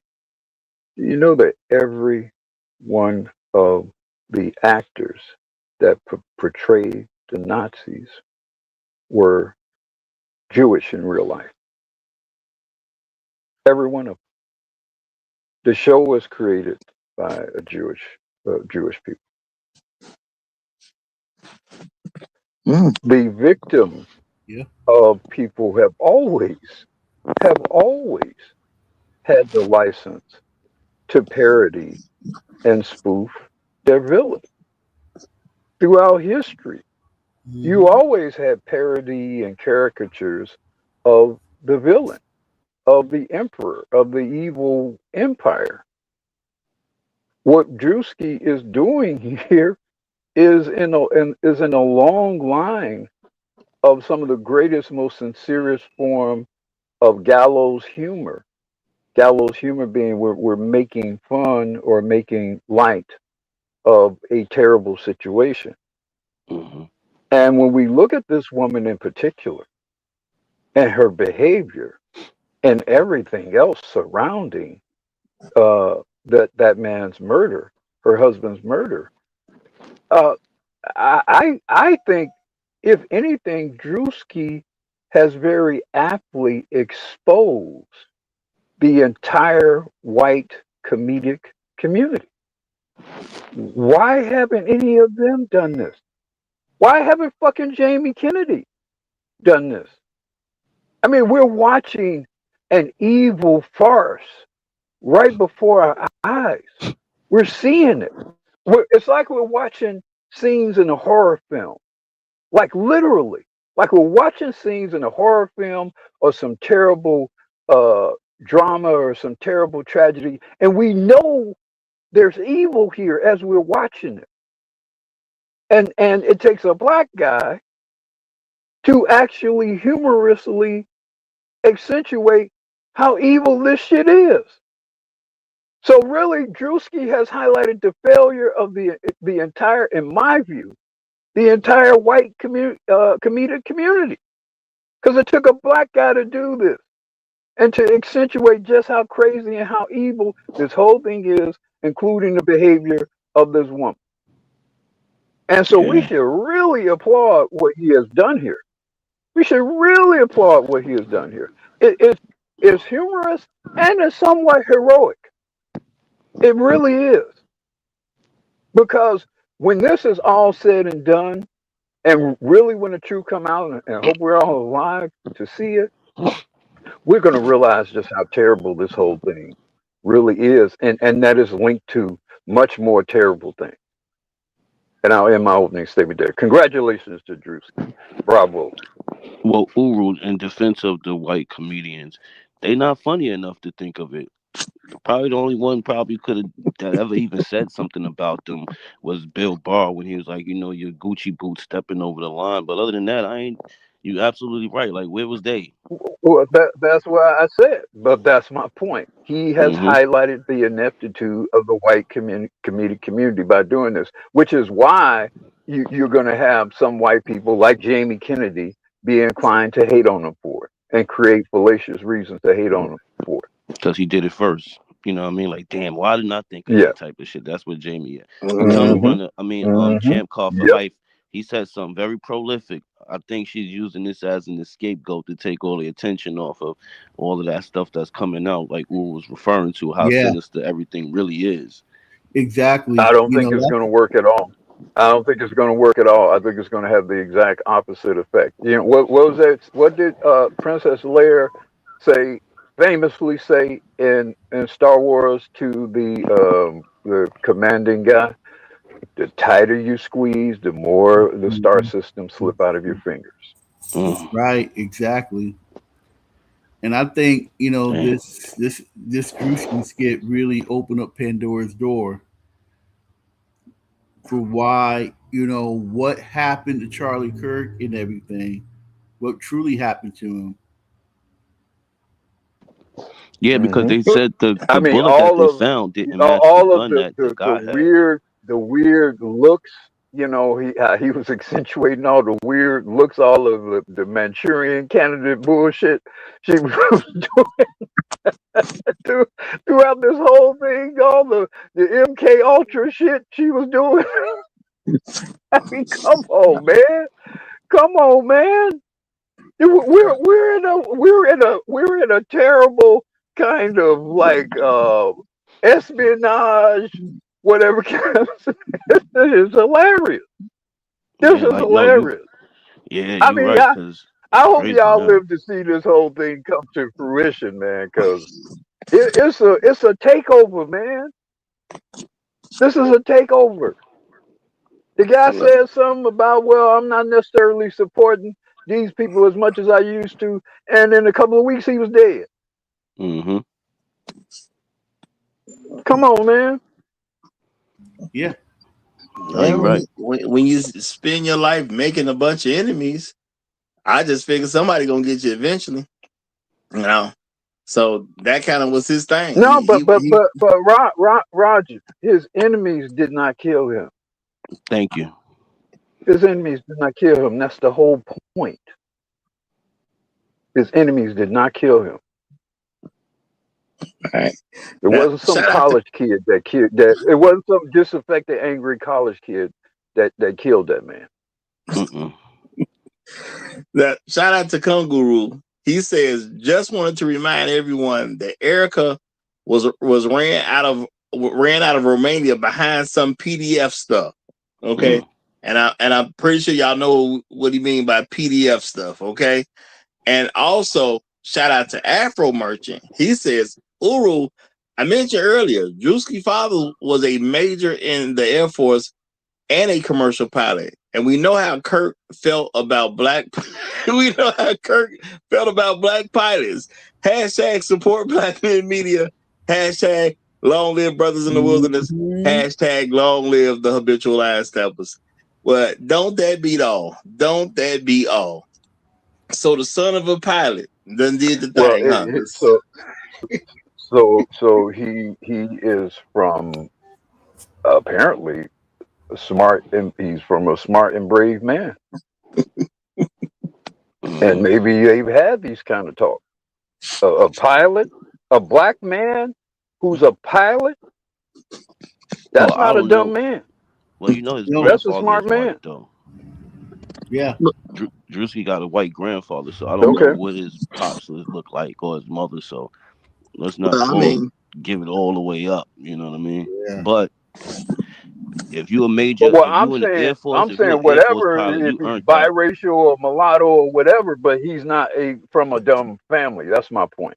Yeah, that's what I'm saying. If you a pilot in the Air Force, you earned that. That ain't Delta Airlines. Well, now, hold on now. Mm-hmm. we just can't let it bypass it. That the joke came from the son of a pilot. When one of the I'm gonna say the more famous quotes of whatever Kirk name first name was, one of his more famous quotes was him saying some stuff about black pilots not being qualified. So irony can be truly There hilarious. is some irony there. Definitely is some irony there. You son of a pilot. Yeah, no, I think Druski has definitely exposed sort of, you used to have a class of comedians. Well, I mean, much of SNL, the early years of SNL was about social political comedy and spoofing. So you would have had, in the 70s or whatever, late 70s, you might have had a spoof of this Kurt woman on Saturday Night Live. But you don't have that kind of thing happening, particularly amongst white comedians anymore. They're all very much in lockstep with the bullshit. And plus, she worked with them. She worked for them people. Now, I'm gonna say shout out to Afro Merchant. He said both his parents are highly educated, and you can't skip past being a high-ranking airman. Yeah, and that ain't nothing to sneeze at. In no context, real tough. So see, and that's my issue, y'all. I didn't get a chance to see the skit. I started looking for the skit, and then I couldn't even find it in time. Wait, you didn't even watch the skit? No, I didn't see it. The only thing I truly saw Druski do is what I put in the links. I haven't really. That's the only thing I've seen of him as far as skits are concerned. Oh, so you did see the Erica Kirk skit? Yeah, I've seen him at the AMP house. You know what I'm saying? Just doing stuff. That NASCAR skit, man, hilarious. That shit is priceless. That one. That was funny. You gotta watch that so funny. That shit was priceless, man. That one was the best. That one was funny, man. That was so now funny. Talking about exposing the boot kicking, the shit kicking culture of white people. He exposed all that. He sure did. He exposed all the shit kicking culture of white people in that NASCAR skit, man. That shit was hilarious. Yeah. I also think the church thing was hilarious too, because oh my goodness, exposed a couple of pastors and everything else. You know what? When hit dogs will always holler because they was up in arms about that church skit too. They was all over him about the church skit too. So hit dogs will always holler. Mm-hmm. Well, he looks. Yeah, he know what he's doing. He got a good team behind what he's doing. He know what he's doing. He definitely and again, it's kind of ironic. You got this young streamer guy. I don't really know anything about him other than the spoofs. I know he does streaming. I'm still trying to figure out the draw of streaming, but okay. But from what I've seen of him, he's this young guy, and he's making these very apt and entertaining political commentary parodies. I really have to applaud him and whomever he's working with doing that, because we're not again, there used to be a time when you would get this kind of comedy where people would both laugh very very much at it, but at the same time it would provoke a lot of discussion and debate. It used to be all over television. You would see Richard Pryor doing it. There were various obviously Living Color very gloriously did it. You don't almost really have much of any of that anymore. Woke Saturday Night Live everything. Does a little of it, but it doesn't do as much of it, and doesn't do it as potently and as bravely as they did in the past. Yeah, the wokeness and politically correctness messed up everything, man. Well, I mean, Yeah. I'm gonna have to assume you meant white people's woke. No, Because when everybody, black because people was using woke, everything was everybody's good. super sensitive. You know. The Living Well, Color, you remember well, Living Color no, used to no, do I'm just Amon saying. with the Jamaicans with like What, 4 no, jobs. but I'm saying there's been two woke cultures. Black people started being quote unquote woke, and then white people started being woke on some No. totally different stuff. Black people are conscious. That's what we started. We started the conscious movement. It's Okay, two big I can different. accept Well, that. I can Totally accept that. different. I will say this: the growing gynocracy or gynocentrism, like for example, certain things, alternative lifestyle stuff. You would get much more of comedy around that. But as we became more gynocratic and more quote sensitive to the rainbow effect, so to speak, that kind of humor tailed off. Now I'm gonna say And shout out now we're apparently losing pro football basketball players and football players for daring to actually not go along with that shit. Yo, you Apparently, seen we're that? losing Ooh, Chicago Bulls well, we're gonna basketball hold off players. on that Yeah. because I may end up that doing was that as a crazy. story. Because I was looking into that Okay. yesterday. I was Yeah. looking into that yesterday. All right. Now I'm gonna say shout out to Afro Merchant. He says skits aren't my type of comedy, but he's funny and he's doing his thing. Now I'm gonna say this, y'all. I just pulled up what he looks like in the NASCAR skit. Now I ain't heard none of it. I'm just looking at what he looks like in the NASCAR skit. The fact Hilarious. that he It looks looks like hilarious. yeah, and just his look with the detail Yeah. of we saw what the Yeah. t-shirt would normally be, but it's not on him right now. So it's a little bit lighter. He more skin, Yeah. a little more burn at the top. Yeah, this guy putting the work in. That's what I'm gonna say on that. He definitely putting the work in. That's clear. Yeah. And shout out to Inspired Truth Yeah. Broadcast. He's saying no woke goes back to Jim Crow. Stolen term. Now I personally see it as a stolen term. I didn't know it went back to Jim Crow, but I definitely see it as a stolen term. But it is what it is. I know ever since white people been woke, they've been messing up stuff. I'm gonna just say it like that. Shit been going AWOL, Well, boy. look, when I was coming up, people were talking about, like in the 70s, 80s, woke was about, being conscious, as Shark alluded to.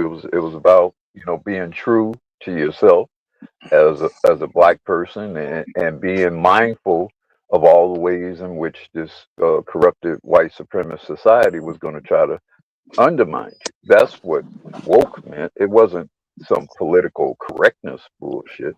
White Mm-hmm. people turned it into that. White women, in particular, turned it into that. Yeah, they love to mess up a good thing. That's for sure right there. Yeah. Yeah, you couldn't be conscious. You couldn't be conscious marching for gay rights, but you can be woke marching for gay rights. Yeah, that's true. That's true. That is definitely the distinction. That's definitely the distinction. Yes. Yeah. So that's why when I look at this and I see, okay, Druski was making fun of a white woman for some people and white women in general for other people. I don't care what side of the fence you land on. Man, I don't even care. If it's funny, it's cool. Black folks haven't went out their way to try to strip white people of their humanness. So anybody making fun of white people, I don't see as a problem. But I don't see white people being good enough to make fun of other people because whose humanness have they not tried to strip away at some point? And on the thing with Robert Downey Jr. and Jamie Kennedy, let's be real. Black people have a fairly decent sense of character. And black people like RDJ and they don't like Jamie Kennedy, just on general principle. So when you like a motherfucker, you're more likely to think better of what they're doing than when you don't. Let's be real. Motherfuckers like Robert Downey Jr. a lot more than they like Jamie Kennedy. And so, if there's any kind of tie between those two motherfuckers, they're gonna sway the shit towards Robert Downey Jr. Let's be real. Yeah. And you know what kills me? Like they picking on Druski, but black women dress up like this every day. That's the messed up part. That's the messed up part. I mean, you can go anywhere in a mall or something, you gonna see a lot of Druski looking ass women. That's the sad part. Black women in fact, some of them might need to talk to a Druski stylist. Some of them might need to talk to Druski stylist. You wrong for that, Shark. You wrong for that. I ain't saying you're wrong, but you're wrong for that. Because let's be real. Let's be real. If Druski dropped a couple of pounds, this look might work for him. Oh shit. He could be in White Girls Part 2. Yeah. Exactly. Yeah. But yeah, no, this is a very common look, unfortunately. Very common look amongst certain black women, unfortunately. Yeah, and I personally don't believe that he dehumanized anybody in the skit. You know, from the little clips I saw, I was trying to go to his channel to find the skit, which I'm gonna try to do back again after the show. You can't so I can see the whole thing. You can't dehumanize the already dehumanized. And the behavior of that woman is not human, not traditionally human. When her husband gets his neck blown open, her behavior is not traditionally human. You cannot dehumanize the dehumaned. Mm-hmm. Yeah. When have you ever seen a woman, a widow, where their husband is publicly executed in a graphic fashion, and she behaved this way? This is lizard behavior. This is not human behavior. Nope. Uru talking that consciousness right now, boy. Yeah. I mean, the way how she. My bad. I don't mean to talk about some shit I don't know nothing about. My bad. you know, Druski could have gone further. You know something, fellas, Druski could have gone further by, the way how after Charlie Kirk passed away, you notice Erica Kirk would sit up there talking with members of Turning Points and everything else, and telling her, let's make this big old grand finale and all that type of stuff for his funeral and whatnot. Well, I mean, if he could have gone further with that, by playing a skit like that. But he didn't aim this at Erica Kirk. It was the title is Conservative Women. True. Yeah. He's talking about them in general. Now, people interpret it because he quote unquote look like her, and I seen the two pictures together. I mean, he's just like a white woman to me. He don't necessarily look like her. He's just too big to quote unquote look like her to me. But at the end of the day, I mean, so what? If it was her, who cares? If it wasn't her, she has made herself a public figure. Thank you. Public figures have always been fair game. Now, if she was just some widow crying in the corner, hugging her children, and wiping her eyes with Kleenex, nobody would be bothering her, because that would all be expected, of her. Even if you didn't care anything about Charlie Kirk, you would give grace to a woman who her husband was publicly executed. But that's not what this particular woman has done. This woman was in leather pants, hugged up with the president a couple of weeks after her husband got his neck blown open. That's who this woman is. Yeah. Now, I'm going to say it does look like her husband dying the way that he did was an opportunity for her. It seemed that way. Yeah, based on the way she moved.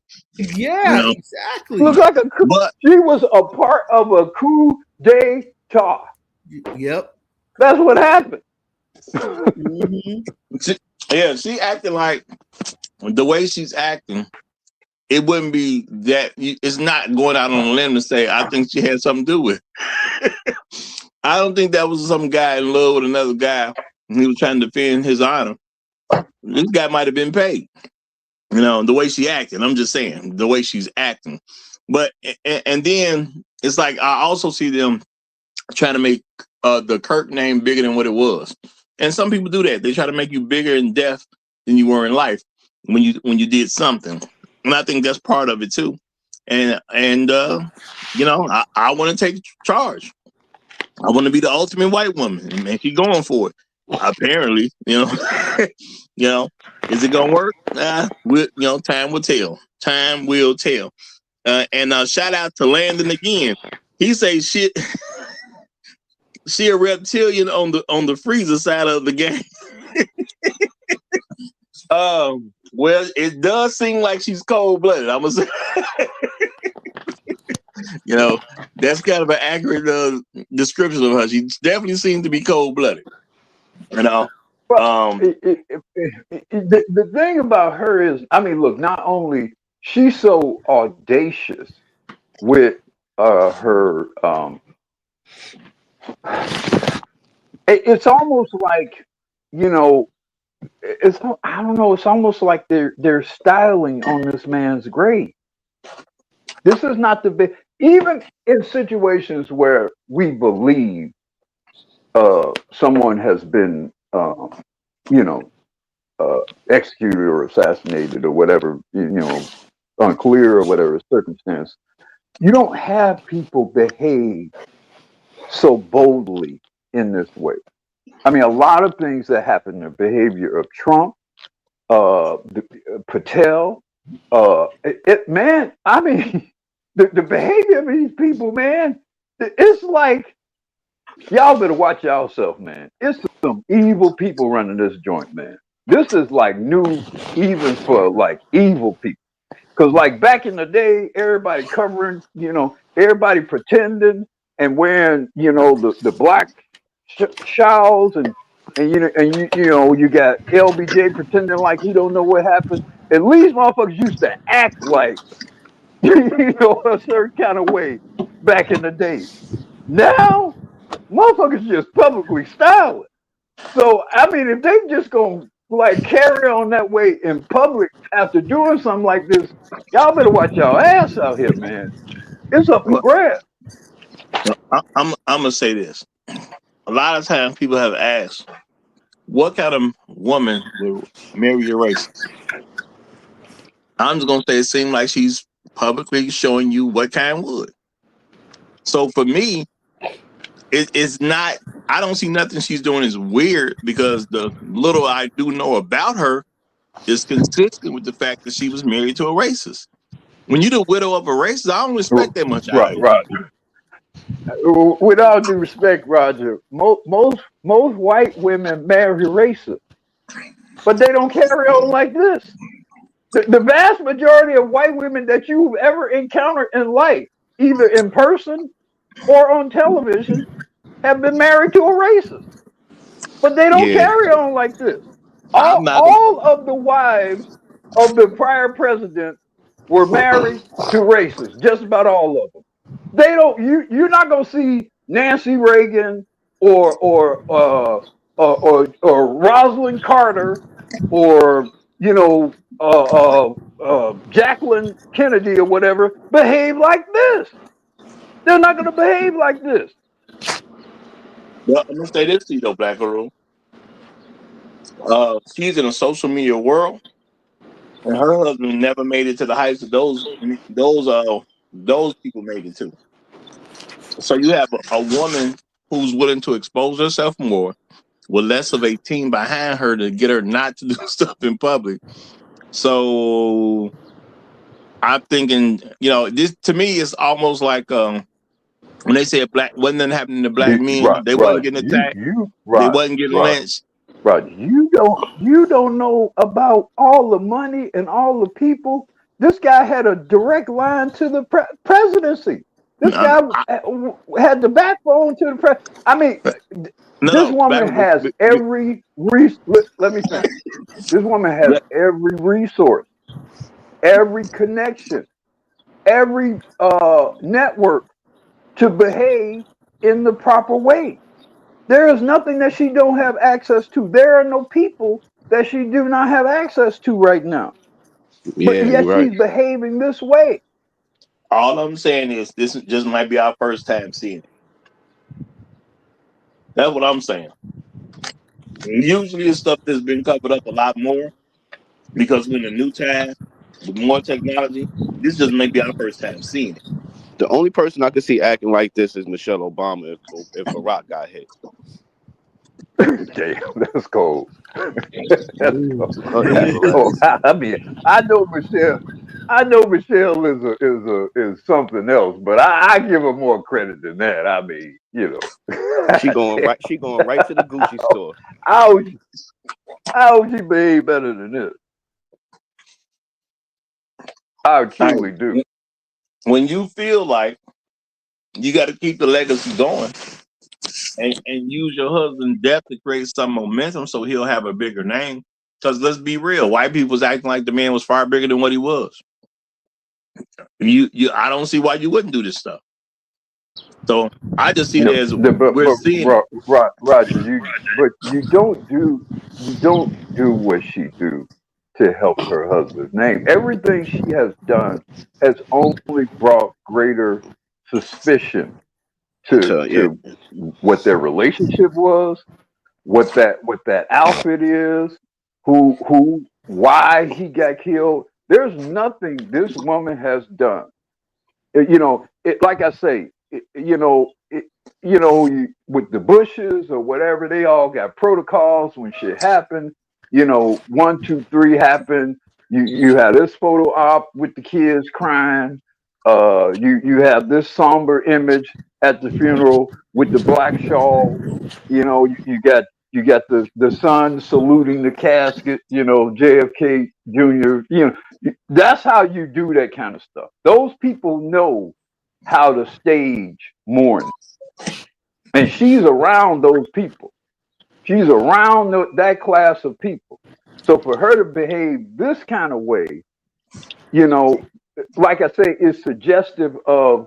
Well, I mean, Trump is kind of that way, and he's got a lot of people around him that's that way as well. So I guess maybe if this kind of thing is going to happen, it is going to happen in this particular kind of presidential environment.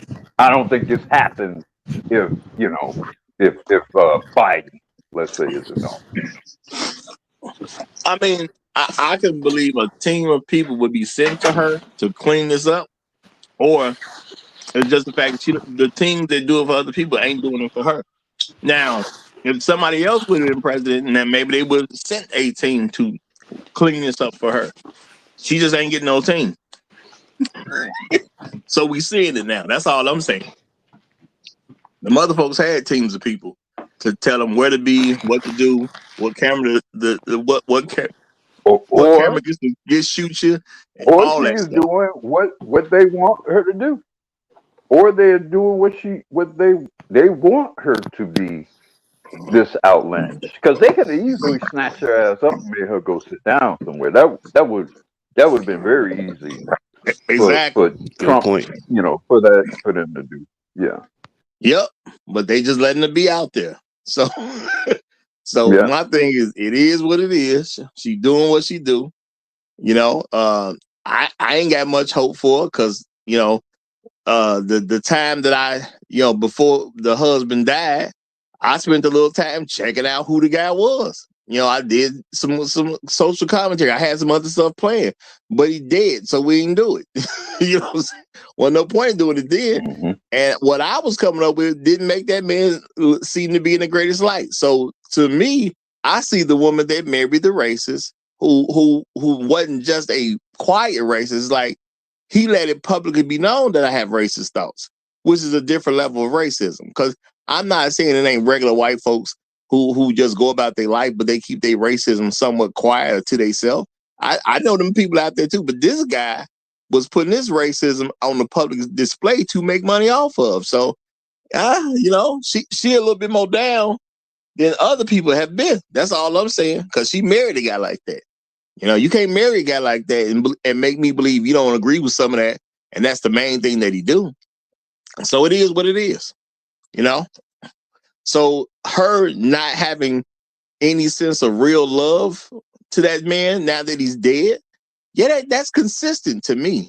It don't shock me at all. You know? Whatever they had, what they had, that's when they was alive. Now that he dead, does she really care? Probably not. Now, I can't see what's in her heart. I'm just saying her her behavior to me is consistent with who her husband was. That's all I'm saying. You know, it just is what it is.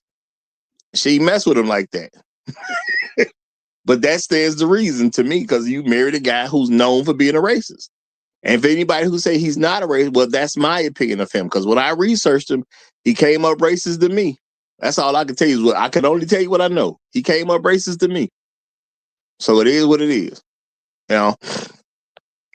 And maybe she's not so inside anymore, too. Because, you know, he did have that direct line to the president. But maybe they don't even like her.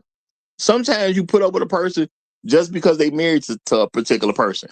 I done did that myself. I had a friend. I told him not to marry that woman. But I had to put up with that woman for years because he was married to her. So I had to play the role. Be cool about it. You know what I'm saying? And I had to wait for them to get divorced so I can just, you know what I'm saying, go back to being my regular self. It is what it is. So maybe they don't like her like that. If you listen to, well, I'll say Candace Owens. I mean, I guess she's big enough to use her name. If you listen to her, it's kind of maybe the opposite of what you described. That she was actually the one who was the insider, and it was his efforts to come free of that is the reason why he's no longer here. Mm-hmm. If you believe that. So it's actually the opposite of what you, if that's true, then she's the real racist. Yeah. And she's the real insider. And she's the real insider. And and that's why, like I say, a couple of weeks or less than a couple of weeks after the man's killed, she's hugged up on stage with the president of the United States wearing leather pants. You don't do that if you're not an insider. Or you're connected to an insider. Yeah. I'm just going to say that makes a whole lot of sense at the end of the day. And maybe her job was to contain Charlie. Or maybe I think that's exactly where her job was. I think that's exactly what her job was. And she lost containment. As they say, I lost containment. You know, and when you lose containment, then extreme measures must be deployed when you lose containment. And all I'm going to say is once you hang around certain people, it makes it very easy for people to accuse you of stuff that I would just accept. Because I know enough about you. And the people she was hanging around, I can accept just about any narrative from her except the good one. I'll say that. I can accept just about any narrative about her except a good one. Now, you start telling me something good about her, I'm going to question that.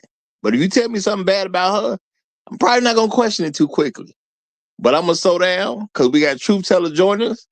Truth Teller, you got it, my brother. Glad to see you here. Gentlemen, oh man, I watched this Druski skit like 5 or 6 times, man. I had a ball. Listen, let's give props to Druski first and foremost. Druce, you made an unpopular white woman popular. Or, sorry, cool. You made an unpopular white woman cool. I gotta give you love. Because I'd have hung out with that version of that lady. I'd have hung out with her. We could have danced in the spring, you know, but he got the sparkles going. We could have danced, had a party. It'd have been fly. But she did look creepy. I'm sorry, Druski looked creepy in that outfit. I'm just gonna have to say, if I saw somebody look at me at night with them eyes, I'm running or we fighting. It's either or. It's not. It's definitely in the middle. I do agree with what Uru just said. I think she is the insider. So y'all know how I do. When I look at people, I'm looking at stuff that they're doing, they're saying, how they acting. Honestly, I think she's either a sociopath or a psychopath. I'm gonna go there. I'm not a doctor. I can't make the psychological analysis because I ain't never talked to the lady. But just like look at how she acts and look how she looks, and then look at what she says. She's not a good person. I'm just gonna say that much. She's not a good person. She doesn't have good characteristics. She is technically pretty for those folks on that side of the fence. Which, if you look at her husband who just died, they don't match. She's literally too attractive for him. So really what that means is basically the power swung in her direction. And let's make it clear, she's probably just as or worse when it comes to racism than he was. And I don't think he's intelligent, by the way. He's never shown any sign of intelligence when he talks. Her, on the other hand, is different. She gives me the Cobra Commander feeling. You know, when you look at somebody, you be like, hey, are you good or bad? What are you? And you look at them and all you get is pure evil. That's her. You wait for her a shape shifting to occur like some trolls or some shit, man. Like, what's happening here? Like, why do I get this vibe from you that no part of you is good? And she has that. And then, you know what she did do, though? I ain't gonna lie. I think she's taking shots at Hillary Clinton with them business suits. I think that's the direction she's taking. Because there ain't no reason for this woman to wear business suits like that. She literally looks like one of the children of the corn mothers that was out there. She ain't right, man. I think she's unadulterated, pure evil, but I don't know. I ain't never met her, so we'll leave it there. True teller, you just cracked the code. Remember, that's the same. Her and Hillary wearing the same kind of suits, and if you remember, Bill wasn't too smart either, and Hillary was the insider. Hillary is the one with all the pull in that relationship. And I think when you say she's too beautiful for him, I think they knew who he was before he knew who he was, and they put her on him to keep him in place. And I think he ran out, and they was like, you know what, we're going to have to pull him back in, bust his head. If you remember him, actually, though, Bill was the smarter of the two of them. Bill was the smarter. Clinton was a Rhodes Scholar, man. No, but he wasn't. Bill Clinton was a brilliant. No, he wasn't. He didn't have all of the connections that Hillary had and all of the machinations. I agree with that, but he was far smarter than Charlie Kirk. Bill Clinton's IQ is probably twice that of Charlie Kirk. Yeah. Think of Bill Clinton as a white Obama. He was smooth with people and he was smart. Yeah. We got to give him love. Yeah, and smart. Yeah. But no, the Obama thing does work. He couldn't have been that smart if he let her keep that dress. Well, he ain't know, grimy chicks. That's how it goes, man. Yeah, he had been dealing with lots of hoes over the year. He got sloppy, motherfucker. Going back to Arkansas, he had dealt with a lot of hoes, and he had the state troopers handling all that kind of shit, man. Yeah, I'm gonna put it on Bill. Hey, it ain't never happened like this before, so how am I at fault? Exactly. All the rest of these hoes comply. All right. But this lady's a scary lady, though. She is. I don't know. All right, she scares me. Mm-hmm. All right, we're going to get your wig split. We're going to get your wig split get in and make his opening statement. Go ahead, my brother. How you doing? I'm doing better than Charlie Kirk, tell you that much. I think you're right on that note. Yeah. Well, shout out to Druski, man. That dude is, he is funny. He needs to get his own comedy special. But at the end of the day, man, just goes to show, like, you know what I mean? Like, when your handlers can't handle you, because my whole thing is, I agree, man. When I look at her, I absolutely look at her as Cobra, Cobra Commander, man. It's a Pentor. These hoes out here. And shame on Nicki Minaj, by the way. Shame on Nicki Minaj to be out there with what does she do? Like what is it? What is her thing? America something? America on tour or whatever that she runs? I forgot. Does anybody know what it is? I don't. I just know she's been spotted with Trump a couple times and doing some speeches. She has her right platform. It's called America something. I forgot. So, but anyway, I mean, but see, what my theory is this is because now she's in the forefront.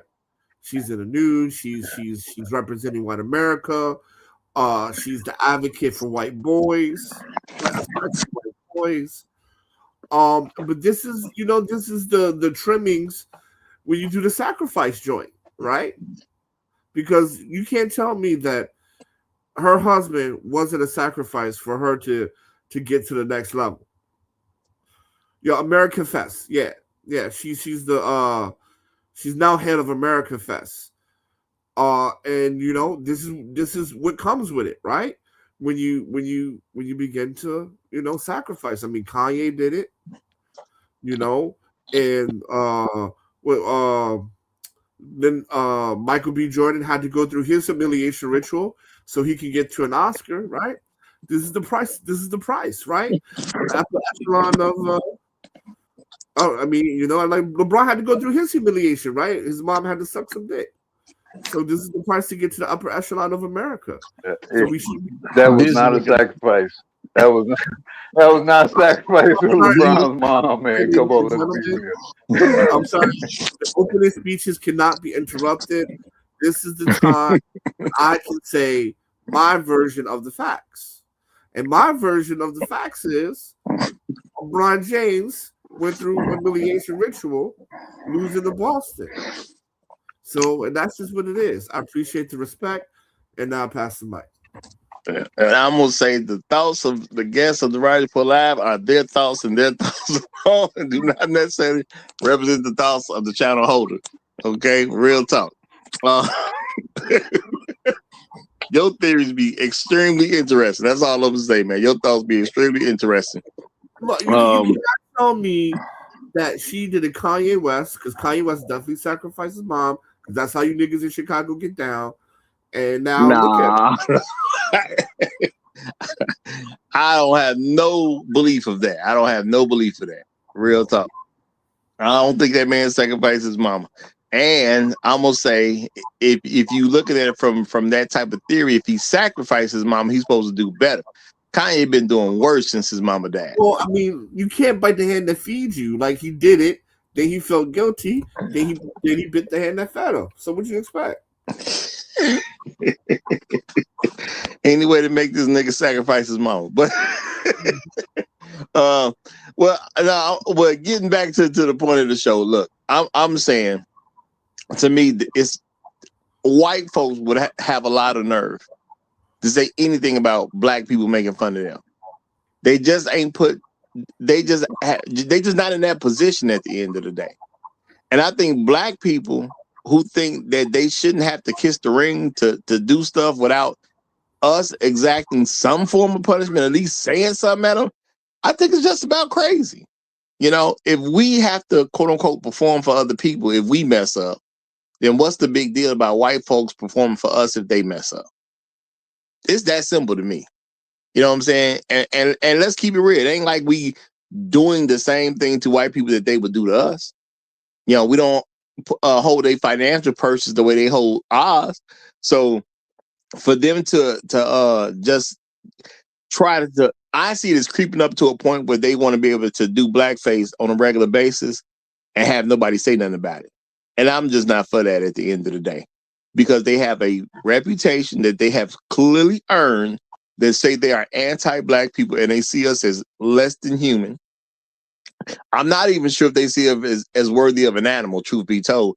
Because if you ask me, do they love black folks or they love dogs more? I'm going to go with the dog. And that's real talk. So I don't even know if they see us as the same level as an animal. Go ahead.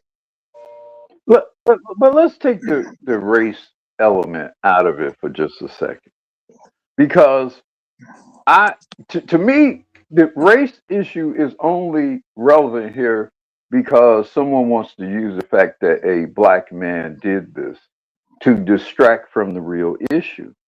And that is, this woman and everybody associated with her since that man was killed has played in the faces, so to speak, of the entire fucking world, the entire country in the world. They played in the faces of people. And now you want to be pissed that somebody had the gumption and the cojones and the creativity to highlight that shit. Now, if a white woman had done this or a white man had done this, it would have been great. But because a black man did it, we want to try to make this some kind of issue about, white face and black face, when the real issue is what this woman is, not the fact that a black man highlighted what this woman is. The real issue is what this particular woman is and what this particular woman represents. And so I don't even really, to me, the blackface or whiteface thing is really kind of secondary to the reptilian woman here. And I'm going to use reptilian in quotations because I can't prove that she's reptilian, but I'm gonna fucking use reptilian here in quotations. Just so y'all don't misquote me.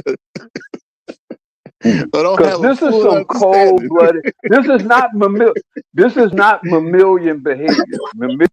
Mammals are warm-blooded. This is not warm-blooded behavior. This is cold-blooded lizard behavior. I'm sorry.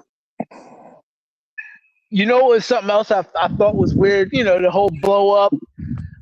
And I asked myself after watching it, like the bunch of times I watched it, what exactly did he say was wrong? Because he literally said everything that she's ever said. So I'm just trying to figure out, like, how is he belittling her character if he's actually saying the same things she says publicly? It's like, how you gonna sue him for this? How is this wrong if he's just saying exactly what you say? He's not even changing it. This script wrote itself. And she was doing all those weird gang signs with her eyes. She was doing that. She wasn't making that up. She was doing that shit. Yeah. I don't get it. What are you gonna sue over? He copied you? Like what? Wait. Actually, he did a better job than y'all did with blackface. At least he put on the wig and the makeup. He even had the hands with the fingernails. He went all in to respect your image and said everything you said. But suddenly it's a problem because he did what you did. That's crazy, man. It really is. So based on what y'all saying, the issue is that he was too good at making fun of her if we're going to interpret it as her. No, Roger, it's worse than that. His version of her made her look cool. Don't use making fun of her. Use the fact that he did what she did. Exactly. He did what she did. Now we can say he made fun of her, but that's not really what happened. He actually modeled her behavior, and he accentuated how ridiculous her actual behavior was. He didn't do anything different from what she did. That's why I said woke culture messed up everything. You can no longer point stuff out in this world no more. And that's all he did was point out everything. He literally mimicked her to a T, except for the dance when he was on stage. I don't think she could do that dance, but everything else was her. She can't do that dance. That's beyond her capabilities. There's some new age white women, bro. They can throw it down. You gotta adjust for that. You gotta adjust for the whiteness. Y'all underestimating these white women, bro. They can throw it up and down. I guarantee you. Well, I guess guarantee you. without me seeing the skit, which normally I would have tried. Well, I did try to see the skit before I came on, but I was having some trouble finding the skit itself. So to me, it just sounded like since the man was good at it, she upset now. And to me, I'm gonna take that as that's still some oppressive stuff where you try to say we can't make fun of you or something like that, and any white person who's responding as if he can't make fun of her. My thing is, she an American, ain't she? Why can't he make fun of her? I don't see no problem with this. It's worse than that, Roger. He made her look better than she can make herself look. That's what the problem is. That's not the issue. That's not the issue, really.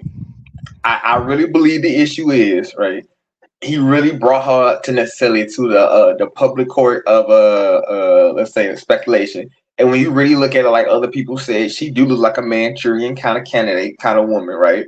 She do look like somebody kind of designed this woman to quote unquote be in this position, right? And then you bring so much humor to it. You already have other people saying something wrong with this woman. Like if you actually go on to like other spheres of influence, they literally do say there's something wrong with her. So you have him necessarily saying it, right? You have the other spheres of influence also saying it. Then you got everybody looking at us like, oh yeah, this woman actually does seem kind of odd, and she is. But usual. Sometimes a bully will show out. It ain't even just about it's about showing out. I'm gonna show my ass. I'm gonna do whatever I want to do, and I'm gonna make you accept that I'm gonna do whatever I want to do. I'm gonna make you accept it. I'm gonna make you accept the fact that I'm doing some outlandish shit, and nigga, you just gotta sit there and take it, or I'm gonna beat your ass, right? Basically. And what happens though when one of the kids in the group is brave enough to make fun of the bully? That's the what happened. They wanted us to accept. Let me finish, brother, please. They wanted us to accept this woman and everything around her playing in our faces. They wanted everybody to sit back and see this woman doing all this crazy shit, and we just accept it with the leather pants, hugged up with Trump, all of that, all the gang signs. We were supposed to accept that. We were supposed to know it was crazy, but we were supposed to accept it because they're powerful, and we supposed to be afraid of them. Now, what happened when the black guy say, F y'all, I'm going to show all this out and I'm going to make fun of it in public right in front of your face? That's what's happened here. Listen, I don't disagree with none of y'all points, but I'm going with he did her better than she could do her. So I think that's why she mad. Because it was fly. All I'm saying, black people will always do white people better than white people do white people. Come on, man. What part of history has that not happened in? Black people have always done white people better than white people have done white people. Come on, man. That's every art form. That's every science. That's every medicine. That's everything. That's singing and dancing. I mean, black people have always done white people better than white people have done white people. Listen, how can a black dude impersonate a white woman who is racist, but make her seem kind of cool while she's being racist? That's crazy. That's just crazy. She's mad at that. No, that's all I'm saying. Why you see that being cool though? That's kind of because that's like your third time saying that. Because she looked like she gonna be fun at the party. This version of her, not the other version of her. The other version of her is gonna be a party crasher. This one is gonna make the party pop off. This version of Erica Kirk can actually dance. This version of Erica Kirk can actually probably move around a little bit and have a certain degree of self-awareness and possession, and can know that she looks crazy and just make fun of the fact that she looks crazy versus the real Erica Kirk looks crazy as fuck and has no awareness or care about how fucking crazy she looks. Hey, if this man out Erica Kirk, if he out Erica Kirk, I mean, I can see why she be upset because she can't never do that. Exactly. She can't never do that. I Exactly. can see that. Now shout out to Emerald Edge. She probably looking at Druski and then gonna probably try to figure out how she can try to do some of the shit. I need to learn how to imitate him. Going to the drive-through with the dog and all that shit. And you look. I need to watch Druski and study him imitating me. So I need to imitate him imitating me.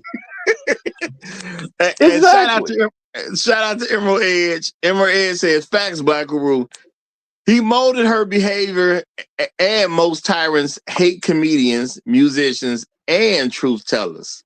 Well, it sounds like it was a good mix of that and all of it. That's what it sounds like, real talk.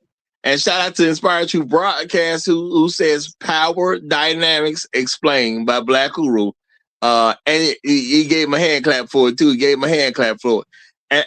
And to me, all that's very reasonable for me to determine. I just wish I'd have been able to find the skit before the show started. But like I said, I had a rough night last night. Just ran out of time. Had to start the show. Huh? You know why you can't find it? Why? Don't tell me they removed it. Cease and desist order. That's why she put. So this was a power play by her. She said, "Oh, wait a minute, you gonna outdo me? Hold on. I'm gonna show you who really got power." And she put out a cease and desist order, man. I'm telling you, this is a Manchurian candidate, bro. Yeah, Roger, did you check? And when you exposed her next position, she said, "I'm gonna let you know." Did you check Instagram or you check YouTube, Roger? I check YouTube. Nah, I don't think Druski check has Facebook. YouTube. You check Facebook Instagram. or Instagram.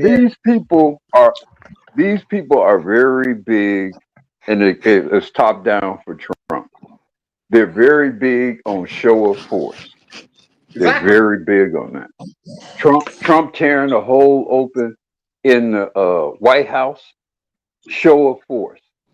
Trump appearing at the Supreme Court hearings, was it yesterday or day before yesterday? The first president to do that in 200 years.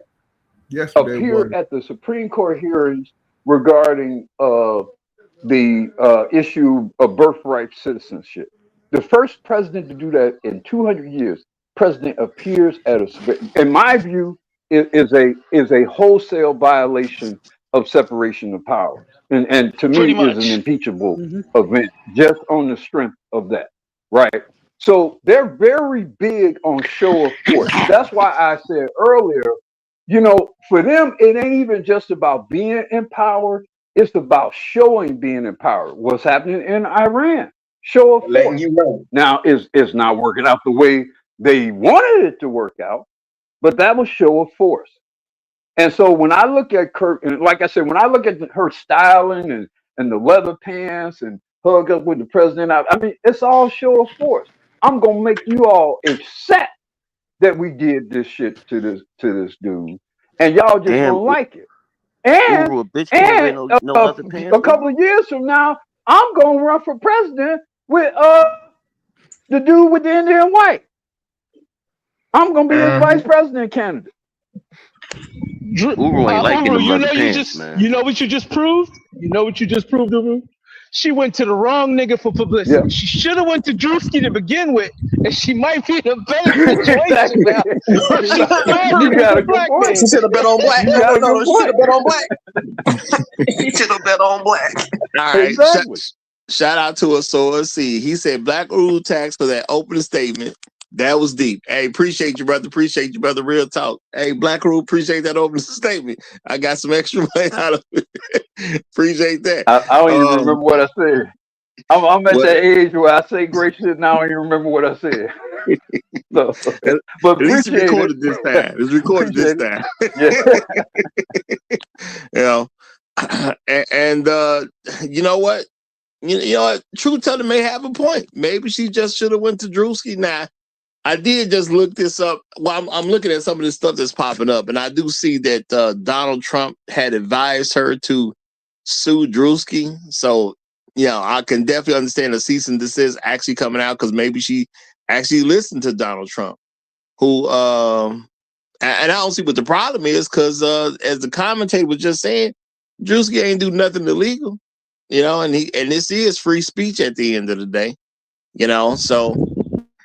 Free speech you can tell that these people are one-dimensional because if she had any sense, she would have reached out to him to do a skit with him, saying the same crazy stuff that she's saying the same crazy stuff she say all the time, but now it's me and my sister, right?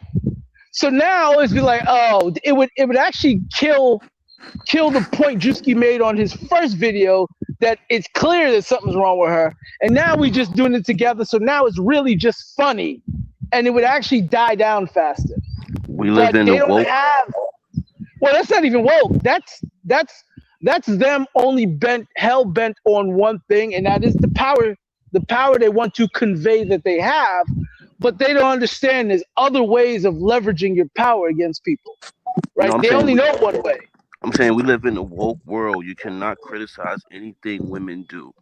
Because when he was acting like white men, it was okay. As soon as he act like a white woman, it was, oh my goodness, he's this, he's that. Well, I mean, she's trying to make problem when he was acting like the white boy in the hood and dressed up. That's with true. It was no issue. I think she's looking for political. Yeah, but they didn't like that one. But her step is for political aspirations. That would have been the way to go. She wouldn't even need Trump to launch off in that direction if she actually did a part 2 of this with Druski. And they going out and mismatching pantsuits and wilding out on the town like how these women like. But see, y'all keep looking at this individual as this individual is not part of the system, bro. Wait, say that again. Part of the system. I'm saying y'all saying that like this individual woman is not part of the system. She is showing you by her connections and how she's moving. I am definitely part of the power structure, and I'm going to show you how I'm going to affect you as part of the power structure. When she literally said, "I'm going to go ahead and get a cease and desist order for you," that's her letting you know I got the power to quote unquote do this, and I'm going to wield it on you, bro. Well, I mean, both of them, I'm pretty sure are pretty paid people. You know what I'm saying? Druski been famous for a good amount of years at this particular point, and I just looked up his description. Today they both got money. Show of force. Show of force. When the president says, the president, who by the way, the chief law enforcement officer of the country, the attorney general, reports to the president. Trump has probably appointed a third of the current federal judges, or certainly the most recent judges that have been appointed. Show of force. So when the president publicly says sue, that's signaling everything throughout the system to align with protecting this poor widow white woman. Show of force. That's what that means. I mean, yeah, like we got here trying to like miraculous it like this. Well, it's a straight point down. Well, hold on. It's a little different when you're talking about the Supreme Court. He is trying to convey a show of force for the public, but not the Supreme Court, because they don't care. So it's just a political move for him to make it look like it's a show of force. It's not for him to instill fear into them. They got lifetime positions, right? The only thing is no, you're wrong, bro. The show of force is not to them. The show of force is to the individual that is shown to. Right? So it's like you have, like, basically saying is you have no right to speak up against it. Is to the opposite side of the argument. Exactly. Right. It's a political move. Also, by the way, somewhat intimidating to his own Solicitor General, his own guy. Because how often do your boss show? You know what I'm saying? It's kind of like if you got a big case You're with the district attorney's office. You got a big murder case, and the DA appears in court. That's a huge fucking deal. So well, what he's it's the doing same is thing here. Right. He's trying to keep his team aligned. Is what this show was for. It's not to get the outcome of the case. It's to make sure his team understands the circumstance that they currently reside in. Now, Yeah, this shit is important Erica, to me. You better make this shit happen. And if it's a fucking slip up, you're gone. Exactly, pretty much. That's what but it that is. doesn't. But it does. The people who making the decision, it doesn't affect. So he got to work extra hard to convince these niggas, and maybe put some ransom notices out, kind of stuff. But in any case, Erica, on the other hand, the only So if y'all don't know about Trump already, he a New York boy, all right, from the same area in New York I'm from.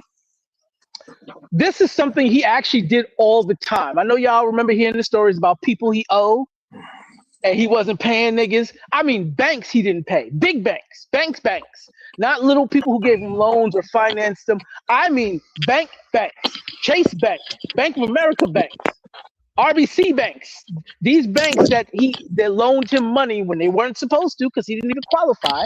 He didn't meet the requirements, but they still loaned it to him. And when his businesses failed, they wanted to get what they owe, what he supposed to pay them. Well, this nigga just took these niggas to court, and he did exactly what she just did. And what she just did was, it's not a decision in court. It's just to stop him from putting out these videos. Her problem is she can't keep this up for an extended period of time against a comedian like this. So what's going to happen is she'll either have to keep financing this stop, which is going to be a limitation for her. It's not on a federal level. It's literally going to be on that local county level. So she can only do this for so long. Once this goes to deposition and they'll look at it and they'll say, okay, he's not really tearing you down because you said all these things, it's going to get thrown out. Now, what could happen is her teammates could attack him on multiple levels. That's a possibility. Or by the time this gets killed, she won't have any fuel for the political arena. And if that's the case, then all the videos coming out is just going to make fun of her and her family for the rest of her life. Well, so don't look good for her. But true, your analysis is correct, but it ignores an essential so much. Exactly. You're totally right in terms of how the system is supposed to work. But what happens when a president publicly asserts himself in an issue? So now all those even the state courts are given pause, and now they're more inclined to look for opportunities to continue the process to protect this woman, not to necessarily get rid of the case, but in terms of extending or suspending or whatever, they're more likely to look for opportunities to side against allowing Druski to do what he's doing. So it's a political element. I mentioned that. So I said her friends could then start getting at him. So that's still a possibility, right? But what I'm saying in this regard to her stopping him, it's only limited. There's only so much she could do with this. She will need to get backing to start attacking him from multiple arenas if they want to go all out for this. Now remember, this is time and money that these people have to spend. She hasn't earned enough value to them to justify that kind of effort just yet. So we still got to see how she pans out. Favorite, man. Well, I'm gonna say sometimes people can give a show of force, and sometimes you don't have to actually care. So if it's something to Druski, because I don't know what's important to him, to me it sounds like a great time just to do a new skit. Like, okay, you want me to take that one down? How about I take that one down and put up a different one? You know what I'm saying? Now, how long you want to play this game? I'd like to know what would be the basis of the cease and desist, the injunction or whatever against what he's doing. The cease said and desist. it was what do you call it? The legal. To me, here's the question I would ask, because I haven't listened to it as well as I should. does he specifically refer to her by name, him by name, etc.? No, No, not at all. Because if he does not refer to her or him, then the legal basis for maintaining that cease and desist is very weak. Because I'm able to look however I look, as long as I don't use your name, any reference to you specifically in the presentation of this. You can't just declare I'm referring to you just because I got on a wig and makeup and I happen to do certain things you do. But if you use her name specifically and reference to the specific people involved, then I think it gives more of a it makes it easier to uphold the cease and desist. Well, it was labeled conservative white women. I believe it was conservative white women be like. So it don't even reference her name. So that's very smart. That is very smart. That lets you know Druski know what he's doing. Yeah. That lets you know Druski and his people know what they do. Yeah. And that's why I'm saying, to me, it depends on what Druski cares about, because I don't follow him to even know what he cares about. So I have no real reference to this. But if this is something he cares about like that, boy, I'm doing the next skit. And you know what's going to happen? Now that I'm getting all this extra attention, I'm going to make even more money off this next skit. That I know for sure. So I'm going to go in a little bit harder at the end of the day. And if it's nothing but free speech, I mean, you're going to get screwed trying to do me in the courtroom anyway. Now, I understand the president is the president, but the president is just a president. And when you would look at a president as just a president, you see a different thing than the president. So I would just, at the end of the day, I don't care that Donald Trump said what he said. I'm saying we're in a political environment. We're not just in the government environment. We're in a political environment where a lot of people, because let's be real, a lot of shit that Trump has done has not even been legal. A lot of things that he's done, and they've not been proper protocol, and he's done them anyway. And a lot of people in powerful positions are in various stages of denial or grief. Some of them are strong enough to stand up against them. Some of them are concerned about their lives and their families. It's a lot of uncertainty amongst a lot of powerful people in judge positions, in prosecutor positions, in obviously all the relevant. That's why we got a war. Ain't been no declaration of war. Have we heard anyone in Congress take any very strong position against this war? Congress 400, is 500 people in Congress. If 400 or 500 people, how many 500, 400 or 500 people in Congress, ain't none of them taking any strong position against this war that has not been declared legally. So technically, it's a conflict. That's the political. Yeah. That's the political. I'm describing the political environment in which you can have a president say sue him, and then that means a lot, not just because he's president, but because motherfuckers are scared of him. I totally agree. Go ahead. We looking at this. I was saying we're looking at this shit wrong. Like I know not wrong, but actually, I actually think what's it? Like we're looking at this actually correctly. We in the year of the demon, bro, and the demons are letting you know that they want to see how far we can test this. Can I just say that person over there should be quote unquote reprimanded, or that person should be executed, and can I do it and get away with it? And they gonna really see if y'all gonna actually let that slide.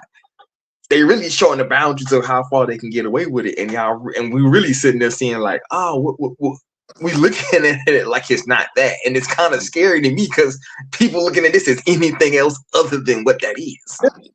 Well, I'm gonna say, and look, when they started snatching people off the street and shooting citizens in the face, motherfuckers was like, well, maybe he deserved it. I don't know, guys. This is all a part of the grand plan, man.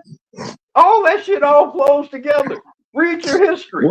Well, and that's why I'm saying that when it comes down to it, every individual gonna have to make their decisions about what they're gonna do when it's going up. Because that's why I'm saying that if this was me, you do all this, I'm doing another skit. That's what I'm doing. That's gonna be my response. You got a problem with this one? Wait till you see these next three. You know what I'm saying? And I'm gonna make more money on these three because it's a controversial issue. That's how I would go with it. Now I don't know if Druski care about those particular things or not, because like I said, I don't follow Druski. Well, technically I'm subscribed to him, but his stuff don't really pop in my algorithm like that. So I've never even till today I've never actually seen him do any skit of any sort. Okay, and that's just you're telling the truth, because I ain't gonna put on a false narrative over here.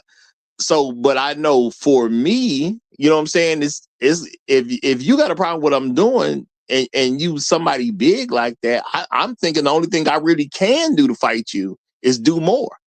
Because you're in such a position.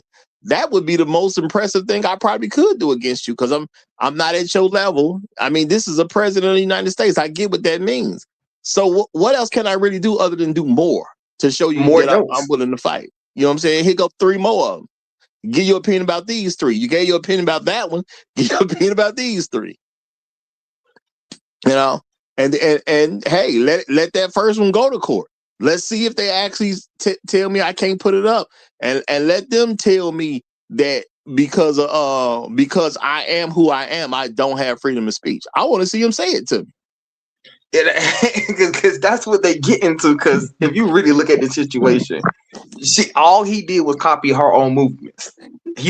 All he did necessarily was say Christian quote unquote white women be like, right? So that can be anybody, right? But we can clearly see who this is by how this individual acts, because how moves are so outlandish. It's so outlandish. It's like when you see black women doing the wildest shit, like out here in Europe or in Africa, bro. If he referred to Christian white women and never he did. It was at all conservative white women or her husband, but I'm just saying, if that's true, because I haven't watched it fully. I don't know if you have watched every detail of it, because there could be some stray reference. So I'm putting it in that context, because I don't want to definitively say speak on something I have not watched from one period from the beginning to end. If he has not at all reference to any specifically thing about her, they have no legal leg to stand on. They don't. I don't know if they have any, even if he does, because she's a public figure. Charlie was a public figure. So, I mean, I think even that, but that gets dicier. That gets dicier, because then there's interpretations about public figure and whether she really was a public figure, because Charlie was a public figure. That you can have that kind of debate, right? But if he never actually mentions her name, they have no legal leg to stand on. I definitely agree with that. That don't, however, necessarily have anything to do with what the courts will do given the political environment we're in. That's all I'm saying. And I do agree with that. And that's why I say, and it is dependent upon how much he cares about this. I just know if it was me, the position I'm in versus I see some presidents saying sue him, I can't do nothing but put out more skits. That's the only way I really got to fight you. I can't fight you any other real way.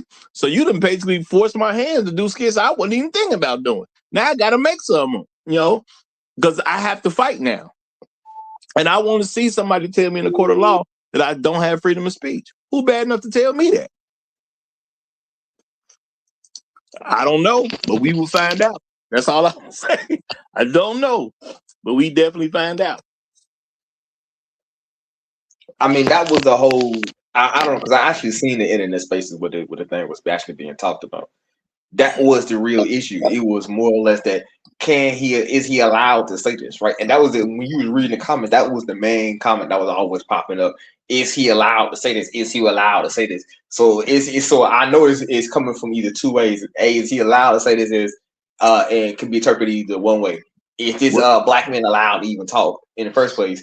Or in the second place, is he allowed to even question this individual woman and said power? So and it's coming from both directions, but it just meets at the same particular point that you're challenging a power structure. What the thing is, because black men don't have a reputation of dehumanizing anybody, we can make fun of whoever we want to. You can't put on blackface because you got to kiss the ring because you did. I'm talking about white folks. You did make fun of black folks and you did do things to dehumanize. Therefore, you need permission first. And that's just what it is. We don't need none and they need some. And yeah, it's a power dynamic. And white folks, from a collective standpoint, don't want to be in a lesser power position to black people on anything. Well, tough nuts.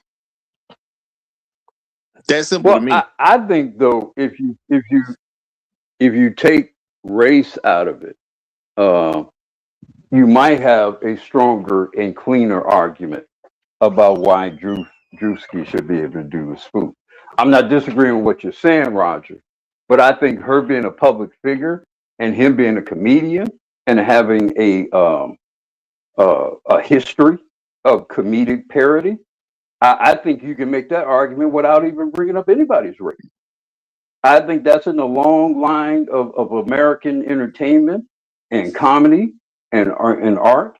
I think if you do it from that approach, you ain't even got to talk about race and all of that. You ain't even got to talk about all of that. You just say she was a public figure doing weird shit, and as a comedian and so as someone has a track record of performing this kind of art, she seemed like a perfect candidate for performing this kind of art. Well, truth be told, Black Girl, if it's a court case, I probably wouldn't use race. Because at the end of the day, you tell me what I did that all kinds of television networks haven't done with all kinds of television shows. So if I'm wrong, let's make sure we're clear that I'm wrong on exactly what, so we can know all these other television shows are wrong too. Because as soon as you clear me of being wrong, guess who I'm about to sue? Every single one of them. It's going to be a sue fest out here. I ain't worried about what I'm going to have to pay her because I'm about to make money off all these other people. Time, all the spoofs on Obama, all the spoofs on Trump himself, all the spoofs on Bill Clinton, all of those were wrong, right? That's what you're saying. Yep. Yeah. The Oprah spoofs, those are wrong, right? The Jay-Z spoofs were wrong. The Denzel Washington spoofs were wrong. That's what you're saying, right? That's what the Senate president basically said. Yeah. Yeah. And that's why my thing is you have to fight certain things and you do fight them in a certain way. I wouldn't necessarily use race as in this particular battle because there's so many people who've made some fun of other people that's been on television. You basically going to open up me as suing NBC, ABC, CBS, and all these other subsidiaries as well. So go on, tell me I'm wrong.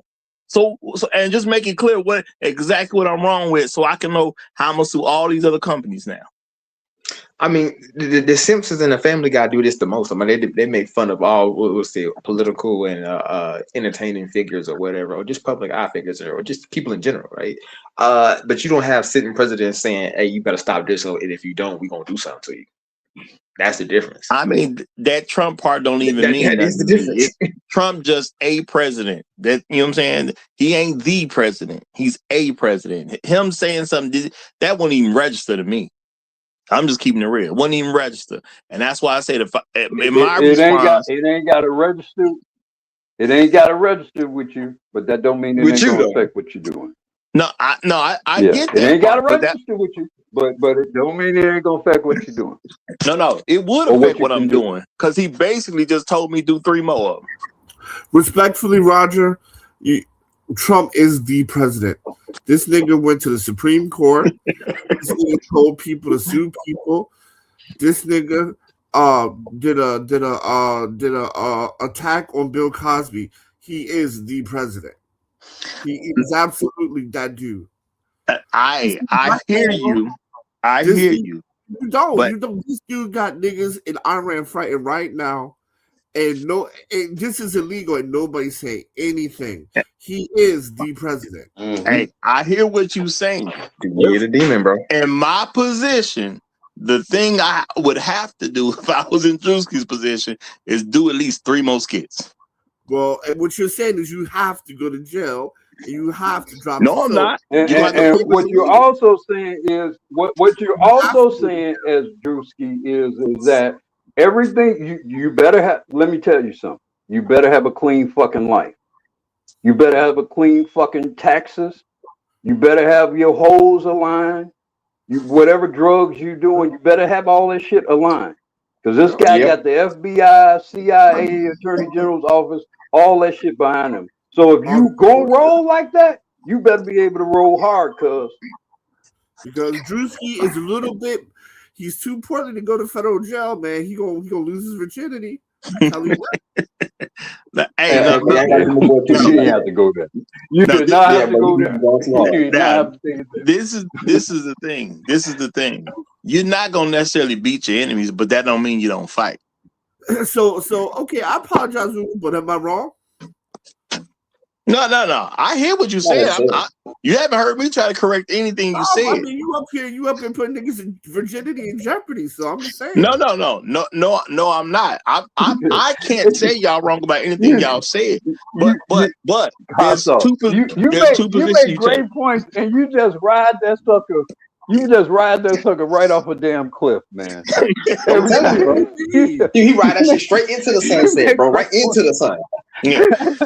and what I'm trying to get to you is what do you mean by that? What do you mean by that? Can you give me hey, we talk about that. Let's talk about that over there, because I think the rest of us caught it. Yeah, we did not have to go about that man's orifices. We didn't even have to take things in that direction. I like to emphasize. That's all. I'm emphasizing, bro. No. That's all. I mean, but you usually be like, yeah, his orifices are in danger. Though it just kind of always, throws me off a little bit to the side. and let me say this. Okay, I ain't even putting out I could beat Trump. I ain't say nothing about beating him. Roger, yes, when you say stuff like that, no, bro. Let me say what I'm saying. There are times in life that even if you can't win, you're still supposed to fight. Sometimes you got to figure out when those moments come up. No, I don't know what book you're reading, but hell no. What that is, but in the Art of War, it don't say fight when you can't win. I ain't never see that page in that book. You just ain't read the right book. Actually, bro, it's called setting plans, bro. You set something off here necessarily to draw your opponent someplace else, though. But in the Art of War, it does not tell you fight a battle you cannot win. In the art of life, you're not going to win every battle, but you can help your cause position itself to win overall. But so you personally will not win every battle. I understand we're going to take losses, but there's a difference between taking a loss and willingly go fight something you know you're going to lose at. Bro, you're not fighting. You talk about personal battles versus united battle. That's a difference, man. We going in two different directions. I understand what y'all saying. Let me get you straight. All right, so I'm your friend, right? So I do these skits, and Donald Trump tells this woman to sue me, and then you, as my friend, your advice against Donald Trump is, oh, you got to do 3 more, brother.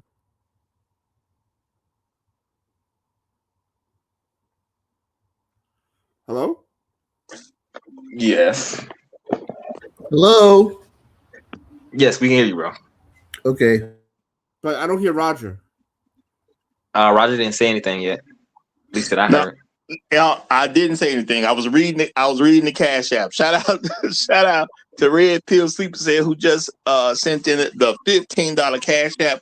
Appreciate you, brother. Appreciate you. He say Roger just want Druski cherry pop. I am not saying that I want that man cherry pop. No, what I'm saying is this ain't got nothing to do with Trump.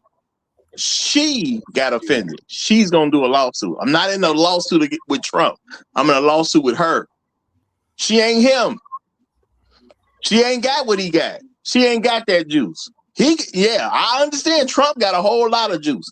Of course, I wouldn't want to be in a lawsuit with Trump, but she ain't him. That's simple at the end of the day. She ain't him.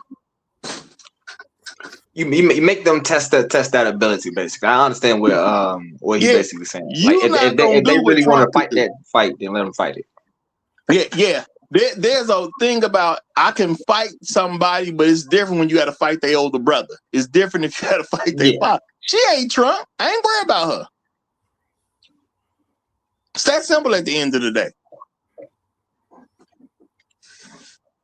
Because Trump said, "This is what I would do." Now he didn't say "quote unquote" I'm gonna get the whole power of the United States "quote unquote" military and legal apparatus to stop Druski. Now if he would have said that, then that would have been a different issue.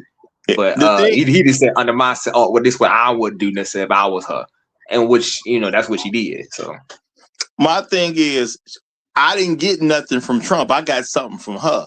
3 more skits. It's that simple. And what she should do if your thing is to maintain your a comedic standing and a reputation, then I would literally do 3 more skits. And he literally said I would do more. The last thing I'm gonna do is live in a world where I can't live. And it's just that simple for me. I ain't saying it's got to be that simple for anybody else. But I can't live in a world where I can't live. Now, we all make adjustments for different things in different situations. I make plenty of them because I'm still a black man living in America myself. We ain't going to stop me from being able to just live my life now. We're not doing that. And we definitely we ain't going to do it easy. That's for sure. To me, if y'all remember that Botham Jean case, the guy who got shot eating a bowl of ice cream in his own apartment. My thing, there's some stuff that just go too far. If I can't eat ice cream in my apartment, everybody just need to have a problem then. If there's no peace for me, I don't need peace for you. So, it is what it is. I get something from her, 3 more skits. That's what I would do. But I don't know what Druski care about. I don't know if Druski is a revolutionary or anything like that. He may not even care about that stuff. He did put out some response. I don't even know what the response was. He may not care. I'm looking at what I would do if I was in that position. She sent me a letter. She get 3 more skits. She get 3 more skits. Yeah. Like that. I'm gonna make money off this thing. We would do the same thing. Yeah, I'm gonna make money off this. This hot. I got her sending me stuff. I'm hot. And I got the president on my tail now. I'm gonna make it. I'm gonna ride this thing out till ain't nothing else left. If he was truly smart, he would start doing like smarter, let's say, with the political skits on the side. Like he could do a Jasmine Crockett skit on the side. Oh, this would take off. Oh, bro. Oh, I'm telling you, let him do a Jasmine Crockett skit. Man, he'd be. Druski, let him do a Jasmine Crockett skit. He'd be through the roof, man. Oh yeah, I agree. My thing is, sometimes you do something and you get accidentally popular, or they have things what we call viral moments. If I did something and she's sending me a letter, I'm hot right now. This thing too big right now. I gotta take advantage of this. It's that simple at the end of it. Trump didn't send me she sent me a letter. 3 more skits. I got to.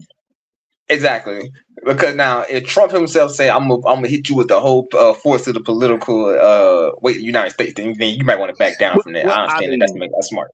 Trump himself sending you a letter is probably enough on his own for a reasonable person. Like he don't really got to give no details. It's Trump, you know what I'm saying? So he is a president. You see what I'm saying? So you can't just ignore that. You know what I'm saying? And you got to really ask, is it going to be worth that fight? But her sending me a letter, man, 3 more skits, Joe. We doing something. Let's keep it rolling. You know what I'm saying? There's good money out there. We ain't leaving this all on the table.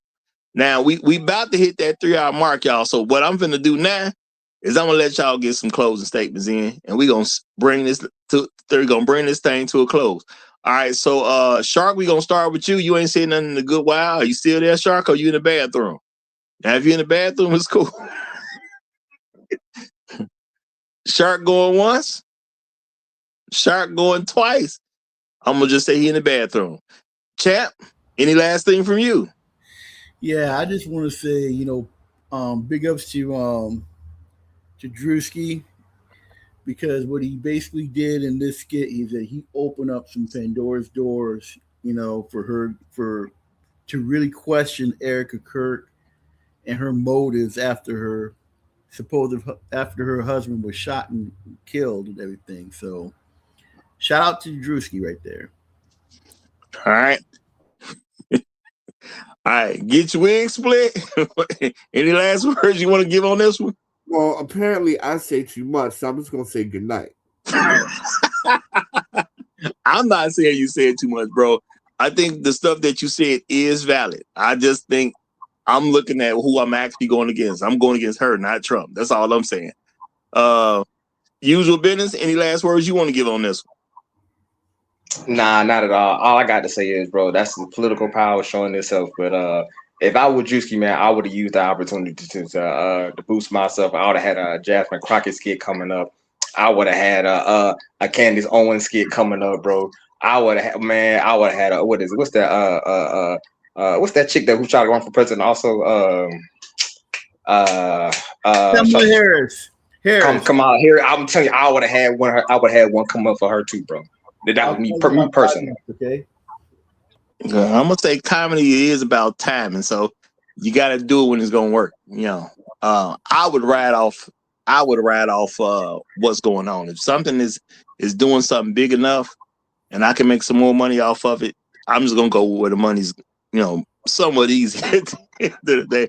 Because comedy is about time. You do something a little too late, it ain't gonna work. You do something a little too early, it ain't gonna work. You got to get it just right. That's the issue with being in comedy.